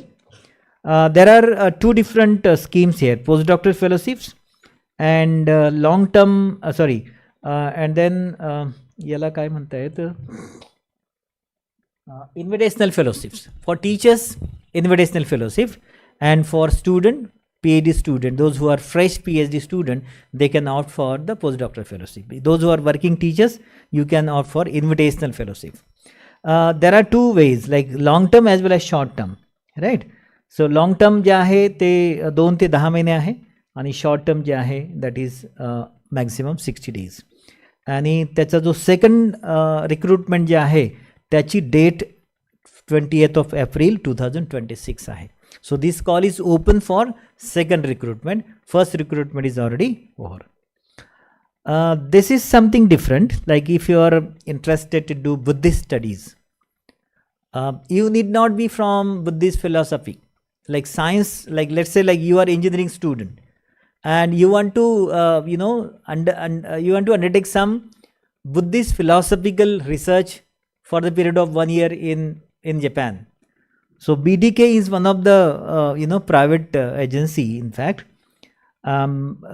तुम्ही जर बघितलं तुम्हाला असं दिसेल की they are encouraging more for PhD student but need not be PhD student. If you go to the website of this, you will see that many senior teachers also avail this fellowship.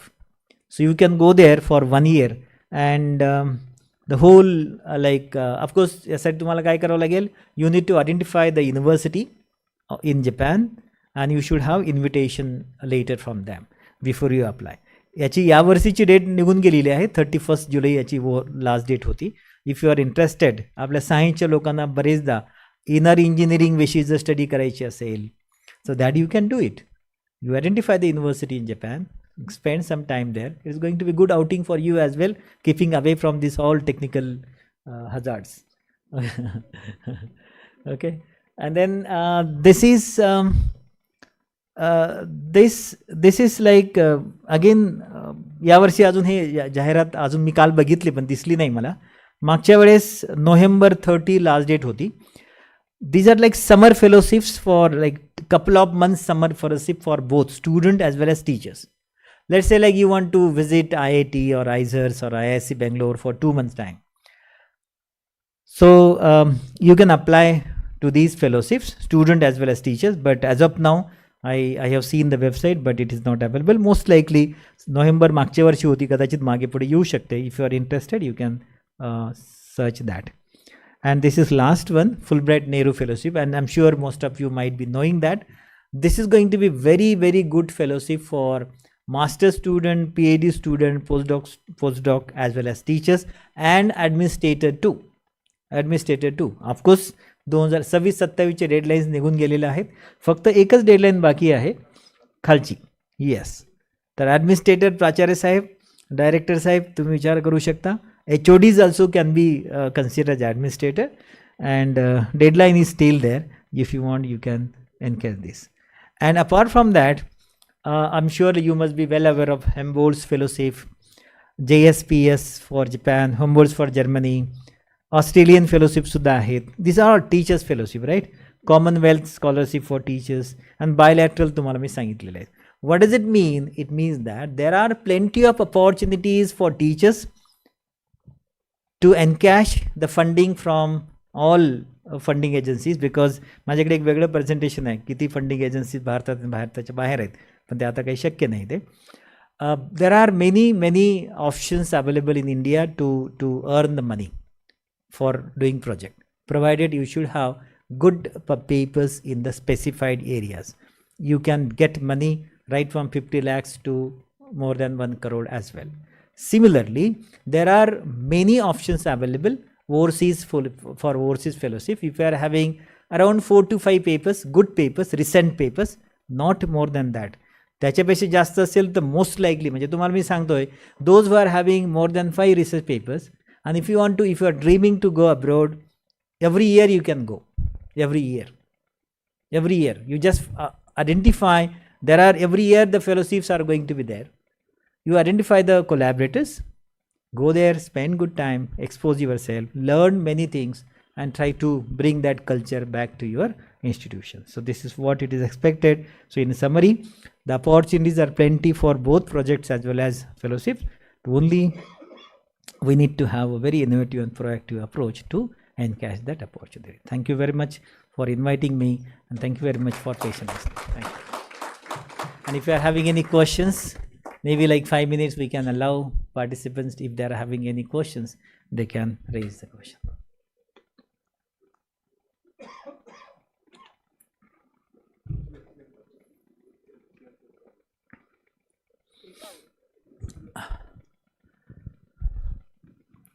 आहेत काही प्रश्न?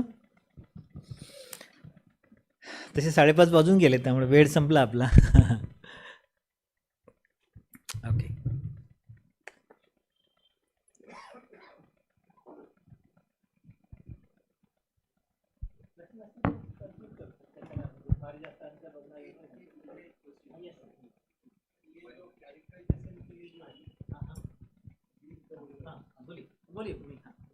Characterisation के लिए, हाँ sir, ये जो characterisations के लिए जो बजट के हम ये देते हैं जिसमें करते हैं, तो कैरेक्टराइजेशन किस में आना चाहिए? क्योंकि कैरेक्टराइजेशन के लिए अलग से कोई ये नहीं है, कंज्यूमेबल्स है, कंटेंजेंसी है एंड अदर्स है. बेसिकली क्योंकि अभी से कैरेक्टराइजेशन में बहुत ज़्यादा एक्सपेंस होता है ये सेम टेम इसके लिए, तो ये कहाँ पे हम कंटीजेंसी में ही उसको डाल सकते हैं. लेकिन प्रॉब्लम ऐसा है कि कभी कभी आपको contingency means 11th hour expenses, so you need to justify. उनको ये बता, क्योंकि देर आर 2 ways. मतलब जैसे कि मैं ये कह सकता हूँ कि characterization expenses can never be consider as a contingent expenses, because वो पहले पता है हमें करना है. लेकिन आप ये भी बता सकते हैं कि yes sir, these are contingent because we never know what kind of characterization we need to do and we don't have. आप बता सकते हो कि सर कहाँ पर डालूँ मैं, सबको पता है. वहाँ बैठे जो रहेंगे वो भी तो टीचर, आई मीन साइंटिस्ट ही रहेंगे या टीचर्स रहेंगे, उनको भी पता है. कंज्यूमेबल कभी कभी कंज्यूमेबल में भी देते, कभी कभी कंटीजेंसी में भी देते. सो क्या करिए, कंज्यूमेबल में भी थोड़ा सा 1 लाख बढ़ा कर दीजिए, कंटीजेंसी में भी 1 लाख बढ़ा कर दीजिए. जहाँ पर चाहे वहाँ पर आप उसको ये कर सकते हैं. And there are some funding agency, they have special in recurring, they have special budget head for characterization in recurring, because it comes under recurring, no? So they have special budget for that.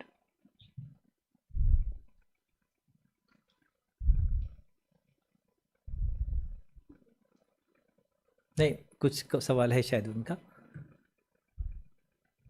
Sir objective जो आप बोल रहे थे, तो objective में 5 to 6 for generally 6 to 9 for 3 years. Yes.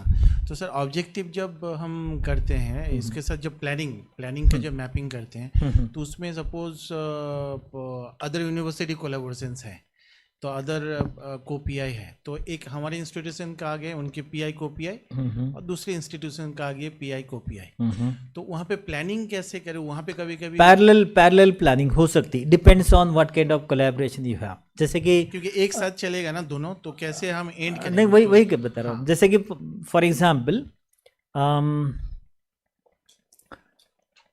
There are 2 ways, right? designing of, let's say, synthesis. Again I will start with that, synthesis of materials, right? तो आप क्या कर सकते हो कि जैसे कि आपके पास एक फैसिलिटीज़ हैं और मेरे पास एक फैसिलिटी है, हम कोलैबोरेटर हैं. आप क्या कर रहे हो, आप you are going to explore one group of material by using that method. I will be exploring another group of material by using method which I am having. So it should go hand in hand at the same time. So objective would be single objective, part A and B. Okay. One A and one B. A will be conducted at MIT, B can be conducted at BAMU. Same time. Right, same time. Right, okay. Now if it is something different, let's say synthesis आपके पास कर रहे हो and characterization के लिए आप हमारी institution बता रहे हो, so obviously it will come later. It will come later. वहाँ पे से प्रॉब्लम होते हैं सबसे ज़्यादा कि जब अलग अलग ये रहते हैं, सपोज बायोटेक्नोलॉजी का है. नहीं, लेकिन आपको मैं एक सजेस्ट कर सकता हूँ कि as far as money distribution concern to begin with, okay. आपने अगर समझो, मान लो आपके पास ऑलरेडी पैसा है और एडिशनल प्रोजेक्ट के लिए आप अप्लाई कर रहे हो, तब आप अदर फंडिंग, अदर इंस्टीट्यूशन को पीआई के लिए आप फाइनेंशियल कंट्रीब्यूशन रख सकते हो. Otherwise, don't give any financial share to other co-PI. He could be, let's say, like I could be co-PI, but he will not be asking money for me. He will be asking money for you only. I will be helping you without any obligation. Okay. That would be easier. हाँ, ये तो sir financial होगा. मुझे problem क्या होता है research में, जैसे मेरा पार्ट नैनो मटेरियल सिंथेसिस का होगा सपोज, Yes. एंड उसका बायोटेक्नोलॉजिकल जो स्टडीज जो है वो बाद में आएगा, सपोज सेकेंड ईयर में नहीं तो थर्ड ईयर में आएगा. तो वहाँ पे फिर कैसे करेंगे, क्योंकि कभी कभी ये पूछते हैं जो रिव्यूअर्स जो रहते हैं कि इनका तो बहुत लेट में है. हाँ, रहेगा ना. फिर प्रॉब्लम क्या है, आप लेट में है तो आप जैसे कि मान लो 3 साल का प्रोजेक्ट है, हाँ पहले 2 साल आप पूरा काम करेंगे, हाँ. थर्ड ईयर में उनका काम रहेगा. अच्छा, ऐसा कर सकते हाँ, ऑब्वियसली ना, क्योंकि वो पूछ सकते हैं आपको कि भाई are you going to sit idle. आप कहेंगे no, I will be visiting those institutions. They will be working because it is their role, but I will be associated with them. I will be sitting there. I will be having not in each and every walk of the life, but sometimes, like occasionally, I will be visiting. So you can have a segregation accordingly. No issue at all.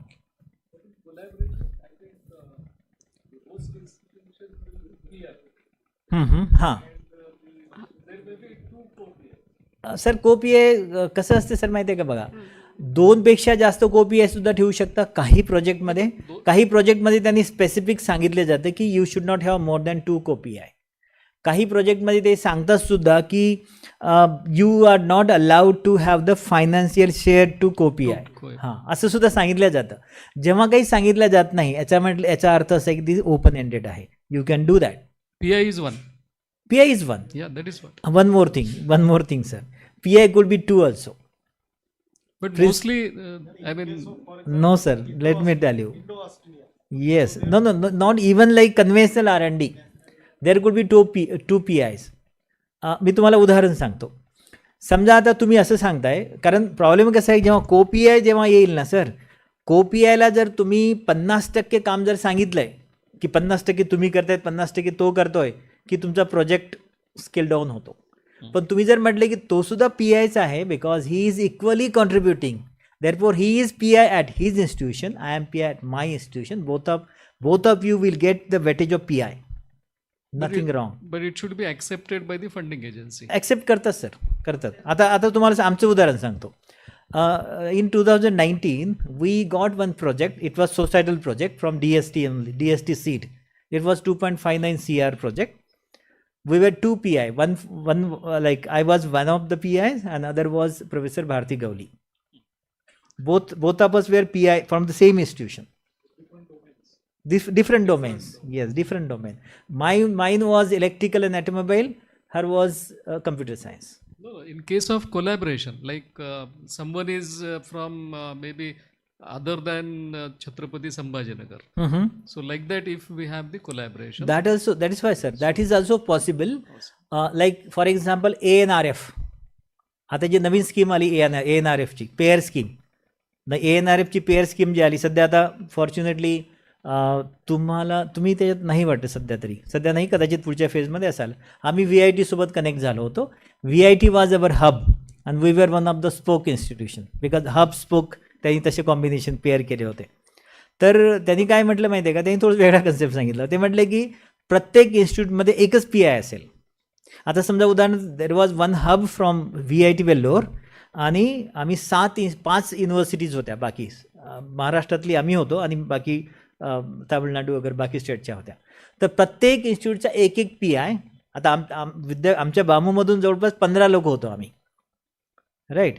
Since I am on superannuation, so I was not part of that, but I was monitoring. I was part and parcel of like formulation of the project. So there was one PI, one senior teacher was PI, all other teachers were co-PI from my institution. Then another institution, one PI and co-PI, one PI and co-PI. That sort of combination was there. काय असतं sir माहीत आहे का, की funding agencies obviously तुम्ही म्हणता अगदी खरं आहे की फंडिंग एजन्सीने सपोर्ट करणं गरजेचं आहे. ह्या क्लॅरिटी जर नसेल तर आपण काय करायचं सर, फॉर्म्युलेशन करत असतानाच आपण डेसिग्नेट करून द्यायचे. प्रेझेंटेशनला आपण स्पेसिफिकली एम्फेसाइज करायचे की this is what we are planning, do you have any objection for that. You should be very, I mean त्यांना क्लिअर कट क्लॅरिटीनी त्यांना विचारा की हे तुम्हाला चालेल किंवा नाही. जर त्यामध्ये काही ऑब्जेक्शन असले ते म्हणतील no it is not possible, you be one PI and other should be co-PI. It depends sir.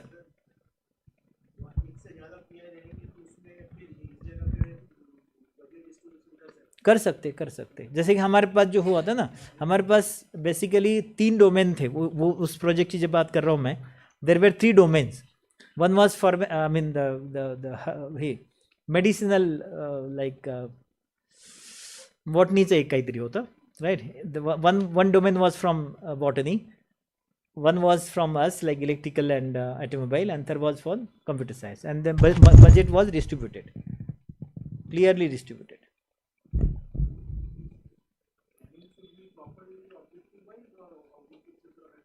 नहीं ऑब्जेक्टिव वाइज होना चाहिए, मतलब जस्टिफाई भी करना पड़ेगा आपको कि जैसे कि फिर ऐसे जैसे कि हमारे 3 डोमेन होते थे ना, तो तीनों के अलग अलग ऑब्जेक्टिव्स थे हमारे. Like electrical and automobile was different set of objectives, computer science was different set of objectives because they were accountable for that. तो क्या है ना सर, देखिए it depends on which scheme you are targeting, what kind of freedom they are providing to you. तो थोड़ा उसमें variations रहेगा. मतलब मैं जो बता रहा हूँ सब तरफ सेम नहीं होगा, तो गाइडलाइंस में पूरा डिटेल्स दिया होगा.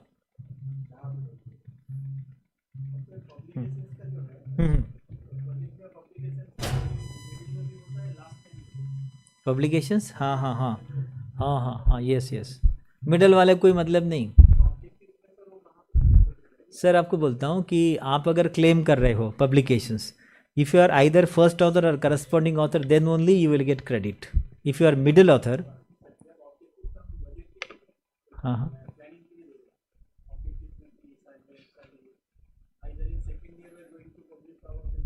अच्छा, मतलब पब्लिश, अच्छा वो that should be in the last year only, not in the beginning. अच्छा, पब्लिकेशन आउटपुट की बात कर रहे हैं ना आप, हाँ, that should be in the last year, rather it should be the last. And the moreover मतलब ऑब्जेक्टिव्स में वो पब्लिकेशन मत लिखिए, आउटपुट में लिखिए. हाँ, जैसे कि देखिए 2 बातें एक ध्यान में रखिए. जैसे कि ऑब्जेक्टिव्स में लिटरेचर सर्वे कभी भी नहीं होना चाहिए. ऑब्जेक्टिव्स में लिटरेचर सर्वे कभी भी नहीं होना चाहिए. There is blunder most of the students are doing, because literature survey के without literature survey you how can you think of project. You must have done it and it is continuous process rather, so it cannot be part of objectives, right? Number 1. And publication is obvious output, it should not be part of objectives. Patent publication should not be part of objectives. यहाँ पर भी बहुत सारे लोग गलती करते हैं. नहीं सर, वो यही तो लर्निंग है ना सर. मैंने आपको बताया, एक स्टोरी आपको सुनाता हूँ. जैसे कि जो मैंने कहा ना कि success stories and failure stories, लोग कैसे होते. जैसे कि I still remember it was in 2014. Both the stories are from 2014 only. There was one DST TSD group earlier, Technology Development Group. I submitted one proposal and it was reviewed like twice, thrice. कम से कम 2-3 बार उसको review आया मेरे पास, correction के लिए आया, भेजा, 2-3 बार हुआ, and then invited for presentation. When I went there, the moment I start my presentation, आपको DST में आप लोगों ने किसी ने present किया क्या? There are like around 10, more than 10 people. कभी कभी 20 लोग भी होते हैं, वो बैठे हुए होते हैं, और फिर वो डर लगता है कि यार कौन क्या करेगा, कौन क्या पूछेगा, right? So when I started my presentation, moment I start, one gentleman started criticizing right from slide number 1. And like criticism was कि ये जो बोल रहे हो कंसेप्ट गलत है. मानने को तैयारी जब होता नहीं, जब वो मान ही नहीं रहा तो हम क्या कर सकते. So then I got frustrated like anything, and then almost 50% मेरा presentation शायद हो गया होगा. And then all of a sudden उसने पूछा, okay fine gentlemen, you tell me what kind of industrial collaboration you have. I said, sir, as of now I don't have any industrial collaborator, but I can explore if you want. I will explore. Said no. You should have industrial collaboration, and you should have not only collaboration. Industry should share at least 20% of budget. Then I said like, sir, it is not possible nowadays. I mean expectation ठीक है, लेकिन इतना आसान नहीं है. He started laughing at me like anything. And वो जो हंसना, मतलब दो तरीके के हंसना बोलते हैं ना, लाइक वो बहुत ही गंदे तरीके से हंस रहा था. एंड ही स्टार्टेड स्पीकिंग कि अरे यार क्या बोल रहे हो आप, अभी औरंगाबाद में वो तब वो शायद अराउंड 40-50 मर्सिडीज़ वो परचेज की थी सर, 14-15 में पहली बार. It was a national news. अभी औरंगाबाद में इतने मर्सिडीज़ परचेज किए और कैसे होता नहीं है, तुम कुछ करते नहीं. And he started laughing and criticizing like anything. I said, sir, since you are sitting on other side of the table, you are free to make any comment. I don't want to present. I set down my presentation and left. So I thought like my project is not going to be sanctioned. It was quite obvious, na? After 15 days, I got the project funded. क्या हुआ होगा? Can you imagine? I'm sure कि criticism करने वाला वो अकेला बंदा था, लेकिन वहाँ पर जो शांत बैठे हुए कोई तो होगा ना, किसी ने भी कहा होगा कि यार तुम गलत हो, आप इतना अननेसेसरली क्रिटिसाइज कर रहे थे वो बंदे को. ये शायद हो गया होगा. This is one story. Let me tell you another story. In the same year it was nano mission project. I went to ISC Bangalore for presentation, and professor Sood, अभी ये जो है प्रिंसिपल शायद एडवाइजर है PM के, हाँ, he was physics head of the department of physics and chairman of the committee. And then obviously जब हम जाते हैं ना तो नर्वसनेस तो होता ही. अभी भी आज अगर मैं कोई मगर बुलाएंगे प्रेजेंटेशन के लिए, जब मुझे पता चलेगा कि येस और नो, सैंक्शन और रिजेक्टेड, ये जब डर रहेगा तो ऑब्वियसली नर्वसनेस किसी को भी हो सकता है. So I would bit nervous and my voice was very low. He said, professor Shirsat, why your voice is very low? I said, sir, I'm nervous, I'm sorry. He said, don't worry. We have gone through your proposal and we have decided to fund your project. Only there are very few queries and that's it. And literally they asked me 1 or 2 questions and my project was sanctioned. It was more than 50 lakh. तो ऐसे भी लोग होते हैं कि जो genuineness देखते हैं, और ऐसे भी लोग होते हैं कि जो आपके मजाक उड़ाते हैं. So we should be mentally prepared for that, and we never know what is going to happen. ऐसे बहुत सारे स्टोरीज है मेरे, बहुत सारे स्टोरीज है, कुछ स्टोरीज मैंने आपको सुनाए. So it is quite obvious and everybody is going to face this kind of problem. Everybody. एक बार तो ऐसा हुआ था कि there was one gentleman, DST में क्या होता है ना कि open presentations होते हैं बहुत बार. It depends. Like एक स्कीम ऐसी है DST की, कमिटी यहाँ बैठेगी और जितने भी PIs सब पीछे बैठेंगे. And one teacher from Ahmednagar, he started presenting, और बेचारा कॉलेज का टीचर था, पहले से उसने इतने क्वेश्चन करना शुरू किए, वो बेचारा परेशान हुआ और उसको बोलने भी नहीं आया. मतलब he was like flatter like anything. एक एक्सपर्ट खड़े होके बोला कि यार क्या कर रहे हो. He stood up and said like, what are you doing? He is from affiliated colleges from rural area, we should appreciate and we are demoralizing him. So मतलब एंड देन उन्होंने उनको एनकरेज किया. वो जो दूसरा बदमाश आदमी था उसको शांत बिठाया, उनको कहा कि आप बोलो, जो बोलना है बोलिए आप. And then he went ahead, completed his presentation, and बाद में मैंने देखा उनको पैसा दिया था, ज़्यादा नहीं था, 6-7 लाख उनको मिले थे, but it was encouraging example. तो आप अगर genuine हो, आपके पास publications है, तो you may not be from very high profile, so-called high profile institution. If you are really genuine person, I'm sure you will get project. This is for sure. ठीक है, okay.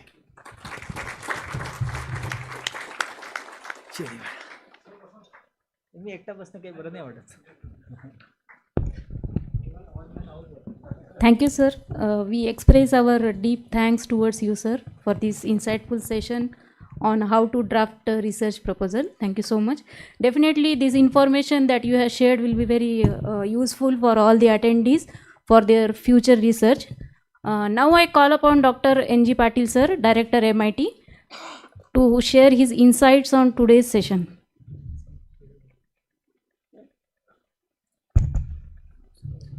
So, good evening. At the outset, I thank Professor Shirsat for accepting our invitation, and I will not say delivering a talk, but I will say sharing his very rich experience in although the topic was related only to writing a proposal, drafting a proposal, research proposal, and then, but he went into the very intricate details right from the beginning with hypothesis. And I agree with you that many people do not understand what is meant by hypothesis. I also agree with you that people don't arrive on real gaps. And that is mainly attributed to lack of extensive, rigorous literature review. And there is some understanding in engineering. Whenever I meet some people, some student of MTech or even PhD scholars, I found that they are limiting their literature to the available research papers only. Actually, you should get the research paper which is essential. You should not limit it to what is available in your library or in the university library. You need to visit to any place, may it be IIT library or now today. In fact, 15 years back, it was difficult to get subscribed into e-journals. Not 15 years, but before 2012, I believe. So people used to, we went to IIT library. And initially we spent number of hours there, then we collected some papers. When we came back, we found that there are many more we have to read. Without that we cannot go ahead. So it went right from some journals in our domain. We begin with the latest papers, as you told. Available नव्हते, print काढून त्याचे Xerox काढून आणायचे. So the most important thing sir was speaking, when he was speaking, he emphasized at all point of times is genuineness. So without genuine attempt, without genuineness, without honesty, no research is possible. Because research is not a tailor-made thing. It should in fact come out. Even if we write objectives, even if we write something about what will be the probable outcomes. I will also share one of my stories. During my research, we found some results which were totally against whatever stated in literature, in available literature. It exactly ulta झालं होतं in our experimentation. आणि I was worried about की आता हे काय करायचं, आपलं experiment चुकलेच सगळे. Then I called my guide and I told him that sir हे असं असं झालेलं आहे, तर आता परत एक्सपेरिमेंट करायची गरज पडू शकते. आणि then he said me you again test it, don't do experiment. It was related to the characterization of the surfaces. So I once again tested it. I found I got the same result. Then my guide told me that congratulations, now you find out why this has happened. And that has created the real punch in my publication, and that was very, you understand it. So we should be very honest, and we should be genuine to whatever we are doing. We have to go deep. So sir has told that I also tell my student that without literature, don't go ahead. Wait for 1 year, 1.5 year in your PhD. Don't arrive on that this is a gap or that is a gap. Even if it is a gap, because generally what people do is people go to this one or that one, talk to him or talk to her, and then they come up to some topic and they come to their guide and talk to them about, yes, I am going to work in this. There is no point in reinventing the wheel. In research, you have to see what is happening at all point, at any point of time in any place in the world. It is not limited to Sambhajinagar or India or few papers. So you have to get papers not only for your domain, but there are many papers which are not part of your domain. So I remember that I referred some papers, 1947 papers, because when we were narrowing down, we went to that level, and without those papers it was not possible to really identify the real gaps, because there are the one more statement I always experienced from research scholars or MTech students, that there are very few papers, therefore it is a gap, people have not done it, because कमी काम झालेलं आहे या विषयामध्ये, म्हणून आम्ही हा विषय निवडला. तर कमी काम होण्याचे दोन रिझन्स असू शकतात. एक, हे काम करायची गरज नाही आहे, किंवा ते काम करूनही काही साध्य होणार नाही आहे, means people have already identified, done work, आणि त्यांनी ते बाजूला टाकलेलं आहे. So literature is ongoing, it is an ongoing process. There may be one paper published 1 week before your defense or before your final presentation in your research funding project. So you have to keep referring this thing. There is no alternative to rigorous literature review. I think that is the most important thing sir has told. Then sir has also told that again these things come, societal impact and relevance and those things, they are attributed to very rigorous literature review. Then credentials. Now it is a vicious cycle actually. You don't have publications because you have not done any work. You don't have data because real things only will be published. You cannot write a review paper. You can write only a state-of-the-art paper.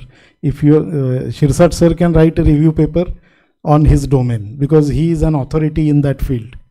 But people, those who are starting their PhD or just done their PhD, it is very difficult to write a review paper. So you can write a state-of-the-art paper by rigorous literature. You can comment on that and you can find out where to go ahead.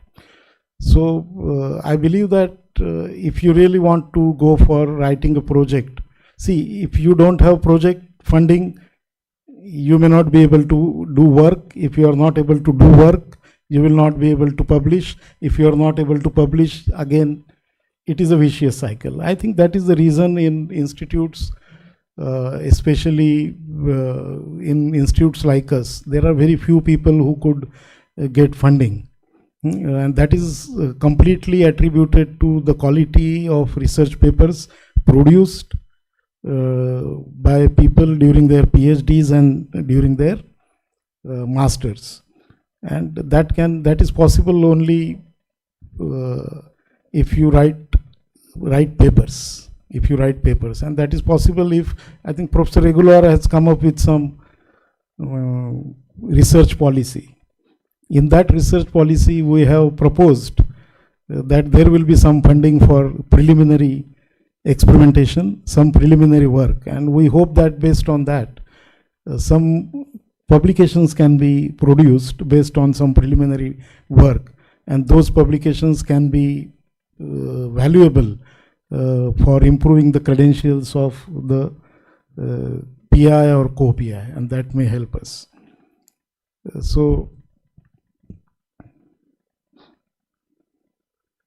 Second thing is Jugaad. Sir has also told about Jugaad. So there was one book, as you told, and जुगाडला प्रतिष्ठा मिळाली होती त्या पुस्तकामध्ये पण. तर जुगाडला प्रतिष्ठा द्यायची गरज नाही कधीच, कारण जुगाड जर अंतिम असता तर आपल्या देशात मोठ्या मोठ्या युनिव्हर्सिटीज आणि मोठ्या मोठ्या टेक्नॉलॉजी डेव्हलपमेंट झाल्या असत्या. Technology development doesn't happen by jugaad, it happens only by working in your domain at very core level. खूप आतमध्ये जाऊन काम करायला लागतं, त्याच्यानंतर टेक्नॉलॉजी डेव्हलप होती. तुम्ही जर आता सरांना अनुभव आहे, युरोपमधलं जे मॉडेल आहे ते असं आहे की एक 4-5 प्रोफेसर एकत्र येत आहेत वेगवेगळ्या डोमेनचे. मटेरियल्सचा असतो, सरांसारखा एखादा फिजिक्सचा असतो, त्याच्यानंतर सेन्सर्स, ॲक्च्युएटर्स आणि मेकॅनिकल इंजिनिअरिंग आणि AI असे लोक एकत्र येतात, 5 वर्ष काम करतात. एक नॅनो मिशन नावाचा प्रोजेक्ट होता 2004चा. I remember, I think it was European Union project. 2004ला तो कंप्लीट झाला आणि त्या प्रोजेक्टमधून जी टेक्नॉलॉजी डेव्हलप झाली नॅनो मशिनिंगची, ती जगभर करोड्स ऑफ रुपीजला ते मशीन विकल्या जातं. सिमिलरली सिंगापूरला प्रोफेसर रहमान होते. He worked in similar kind of project where in number of people working together right from materials to hardcore manufacturing engineering. And then they produce one machine आणि आम्ही ते machine विकत घेतलं. आम्ही म्हणजे आपल्या सगळ्या IITsमध्ये ते मशीन आहे, त्याची किंमत 1.5 करोड आहे.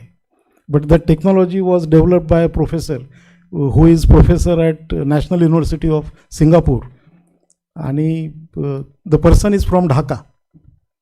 The person is from Dhaka. He did his PhD in Japan, then he joined NUS and he developed that machine. So he was there in one of our conferences where he has given keynote address. So ultimately असं आहे की research करायला facility लागतात, but at the same time रिसर्चची सुरुवात करायला तुम्हाला facilities कोलॅबरेशनमध्ये. फॉर एक्झाम्पल शिरसाट सरांची लॅबोरेटरी जी आहे, सरांनी मला आठवतं एक 2-3 वर्षांपूर्वी सगळ्या फॅकल्टींसाठी 1,000 रुपयामध्ये SCM असेल, AFM असेल, याचं ट्रेनिंगची सुरुवात केली होती. आणि I visited is laboratory and then I came back and मी एक नोटिफाय केलं सगळ्यांना की 1,000 रुपयामध्ये आहे. तर तिथे 2-3 आपले फक्त ॲप्रोच झाले. सो मेकॅनिकलच्या सगळ्यांनी ते करणं अपेक्षित आहे, इजंट इट. इवन इलेक्ट्रॉनिक्सच्या लोकांनी AFM पाहिलं पाहिजे, बिकॉज सगळं काही AFMवर होतं आहे. सेमीकंडक्टर आज जर पाहिलं आपण तर. सो यंगस्टर्स असो की सरांनी जसं ॲनालाइज केलं, 40च्या वरचे आहेत सगळे.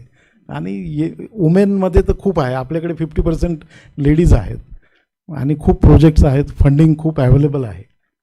तर त्याच्यासाठी पण काम करायचं असेल तर पहिले क्रेडेन्शियल्स वाढवावे लागतील आणि ते क्रेडेन्शियल पब्लिकेशनमधून येतील. तो सगळ्यात सुरुवातीचा राजमार्ग आहे. आणि पब्लिकेशनसाठी तुम्हाला चांगलं लिटरेचर करावं लागेल, खूप अभ्यास करावा लागेल आणि खूप खोलात जाऊन gap if your gap is appropriate, I think what ever you do after the gap, त्याला काहीतरी पब्लिकेशनची व्हॅल्यू आहे.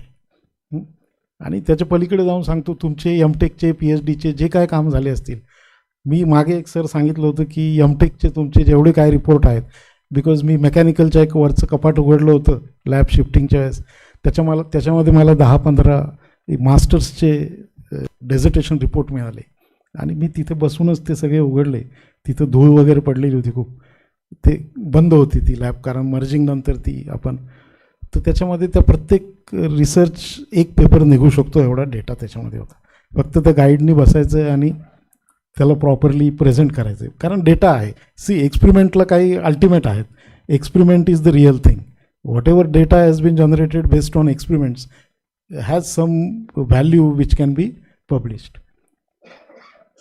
तर मला असं वाटतं की आज सरांनी खूप जेन्युअनली त्यांचे अनुभव तर शेअरच केले, plus he has also given very good inputs which are of very high value. So and we have more than 100 about 100 PhDs. So we hope that we will be able, as Dr. Regular has said, to come up with at least one project from one department. That is one.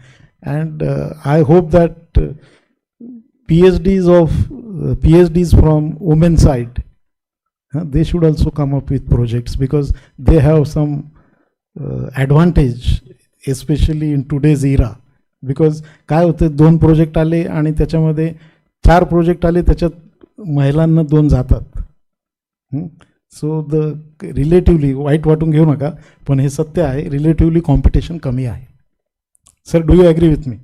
Competition relatively कमी आहे. तर ही कदाचित 5 वर्षांनी competition वाढेल. तर आत्ता जी संधी आहे त्याची ऑपॉर्च्युनिटी घ्या आणि ह्या संधीचा फायदा घेऊन आपण करायला पाहिजे. Because see, today quality of education is not without research. Your students will not listen to you. Even if you want to be a respected teacher, you have to do research. तुम्ही एखादं textbook वाचलं किंवा reference पुस्तक वाचून वर्गात teaching केली, that is not going to that is not going to help any one of us. So every one should do research. It is not like की रिसर्चचा असिस्टंट प्रोफेसर वेगळा असेल आणि टीचिंगचा असिस्टंट प्रोफेसर वेगळा असेल. ही संकल्पना काही वर्षांपूर्वी, आता फॉर एक्झाम्पल इकडे पण ती संकल्पना आम्ही आणली होती, SRMमध्ये आहे. पण फरक कसा आहे sir, if we compare with some foreign university, तर तिथला रिसर्चचा जो माणूस आहे ना, तो नोबेलला जातो, तो नॉमिनेट होतो नोबेलला. आणि त्यांचा जो टीचिंगचा आहे ना, त्याची पब्लिकेशन आपल्यापेक्षा खूप जास्त आहे. तर ट्राय टू अंडरस्टँड, तुम्ही टीचिंग आणि रिसर्च वेगळं नाही करू शकत, पॉसिबल नाही आहे. तुम्ही रिसर्च करत असाल तर टीचिंगमध्ये इंटरेस्ट येईल, आणि टीचिंगमध्ये इंटरेस्ट असेल तर तुम्ही चांगलं मुलांना देताल आणि स्टुडंट तुम्हाला रिस्पेक्ट करतील. So it is not something related to बाकी तुम्हाला काय रिवॉर्ड्स मिळत आहेत वगैरे वगैरे. It is related to your own, तुमचं स्वतःचं डिग्निटीचा विषय आहे. त्याच्यामुळं टीचिंगमध्ये असू तर रिसर्च करायला पाहिजे. आता रिसर्च हा खूप असं बजवर्ड किंवा मग खूप अवघड आहे असंही नाही. सरांनी सोप्या भाषेत सांगितलं, लिटरेचर करा. You begin with literature, find out. आत्ता सरांनी ते पण सांगितलं की मागच्या 2 वर्षांतले पेपर काढा पहिले. You begin with what is happening in the world today. You can just go in to that. Identify करा काहीतरी टॉपिक आणि त्याच्यावर नुसतं खंदत राहा आणि पब्लिकेशन जमा करा आणि वाचा, अभ्यास करा. कसं, सरांना मी ती विनंती करतो की हाऊ टू रीड अ पेपरवर पण तुम्ही आता सिरीज सुरू करा एक. That is also art. So you can do it at a good pace आणि इम्पॅक्टफुल आणि थोडंसं इफेक्टिव्ह होईल. So all these things are possible. You all can do it provided you decide to do it. And remember, after 5 years, if you don't start doing research today, after 5 years, you will be irrelevant. हे लक्षात ठेवा. Especially जे 40मध्ये आहेत त्यांची 20 वर्ष राहिलेत. हे मी NG Patil म्हणून बोलतोय, not as a director of the institute. 40 वर्षांचे जे आहेत त्यांनी आज जरी सुरुवात केली तर they can come up with 5 वर्ष खूप आहेत. Yes. So let us decide here that every one of us will produce one paper in Scopus indexed. Me minimum सांगतोय, SCIला मी सांगत नाही आहे. नाही, SCIला त्रास होणार खूप. तर स्कोपस इंडेक्स 1 पेपर तुम्ही पुढच्या, आज काय आहे, अकॅडमिक इयर एंड व्हायच्या आधी करू शकता. आणि that is possible. Every one of us can do it. मी रिइटरेट करतोय, सरांनी मेलमध्ये ऑलरेडी ते टाकलं आहे. But this is really, we are very serious about it. And you should. ते 1 डिपार्टमेंटला submission, only submission, because that is not in our control. Publication 10 जणांची नाही. Sir,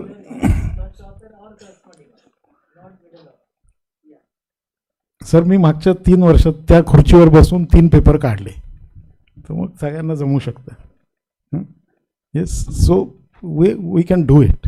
अवघड नाही आहे, करता येतं. फक्त योग्य मार्गदर्शन आणि आपल्याला स्वतःला आतून काम करायची इच्छा. Yes, it is possible. There are many good people with us. ते असे बसतात कोपऱ्यात जाऊन आणि थोडंसं इनफॉर्मल बोलतं. So let us decide that. And sir, thank you for coming. Thank you for sparing your valuable time and valuable experience and knowledge as well. I'm sure that this will help our people to go ahead in producing good research outcome. And thank you, the organizing team as well, for whatever they are doing. Thank you very much.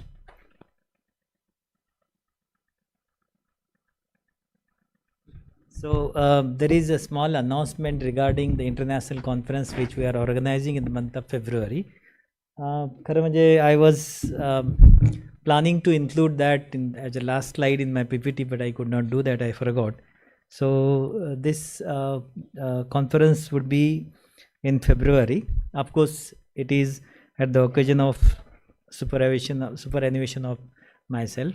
Of course, I will be superannuating in the month of May, but since May would be too hot in India, we have decided to have it in February 3 to 5. And there would be around 20 to 30 invited speakers outside the country. Most of them would be coming physically. So most of them are my collaborators. They will like to see me off, and so they will be coming. And there will be good opportunity for students and researchers to interact with them. Apart from that, we are going to have most of the invited sessions only. There will be around 32 invited speakers across the country. And of course, oral presentations are there. 52 oral presentations, and rest of the paper would be in posters. We have tie-up with many international journals. Of course, Talake Vegla track nasil. If your papers, of course, your papers will be reviewed by us as well as their own review process. And if it is of good quality, those papers will be accepted in full-fledged journal. It would not be conference proceeding. It would be journal publications. So you all are invited for that conference. I have, I will forward that circular again to authorities of these institutions, and they are requested to forward to all of them. Thank you very much.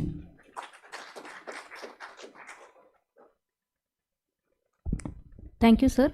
To formally conclude today's session, I now request Dr. Prashant Surman, Head Civil Engineering Department, to present the vote of thanks. A very good evening to all of you. Behalf of MIT Chhatrapati Sambhajinagar, I feel immensely privileged to conclude the today's session by vote of thanks. First and foremost, I sincerely thank to Dr. Mahendra Shirsat sir, Dean Science and Technology, Dr. Babasaheb Ambedkar, Marathwada University, for sparing his valuable time for sharing the valuable insights on drafting the research proposal. I also sincerely thanks to the Board of Management of MIT, our President Dr. Y. Kaude, Director General Professor Munish Sharma, our Director Dr. Nilesh Patil, Registrar Dr. Sonone sir, Deputy Registrar, Joint Registrar, all the Deans and all the heads of the department for their constant support and guidance to arrange the today's session. I am also thankful to the attendees, faculty members and the research scholar. Definitely they got the valuable insights through the today's session on drafting the research proposal. Last but not the least, I also sincerely thanks to our organizing team under the guidance of Dr. D.J. Regular sir. They have taken a good effort for getting this session a successful session. Thank you everyone. I also request all of you to please rise up for the national anthem.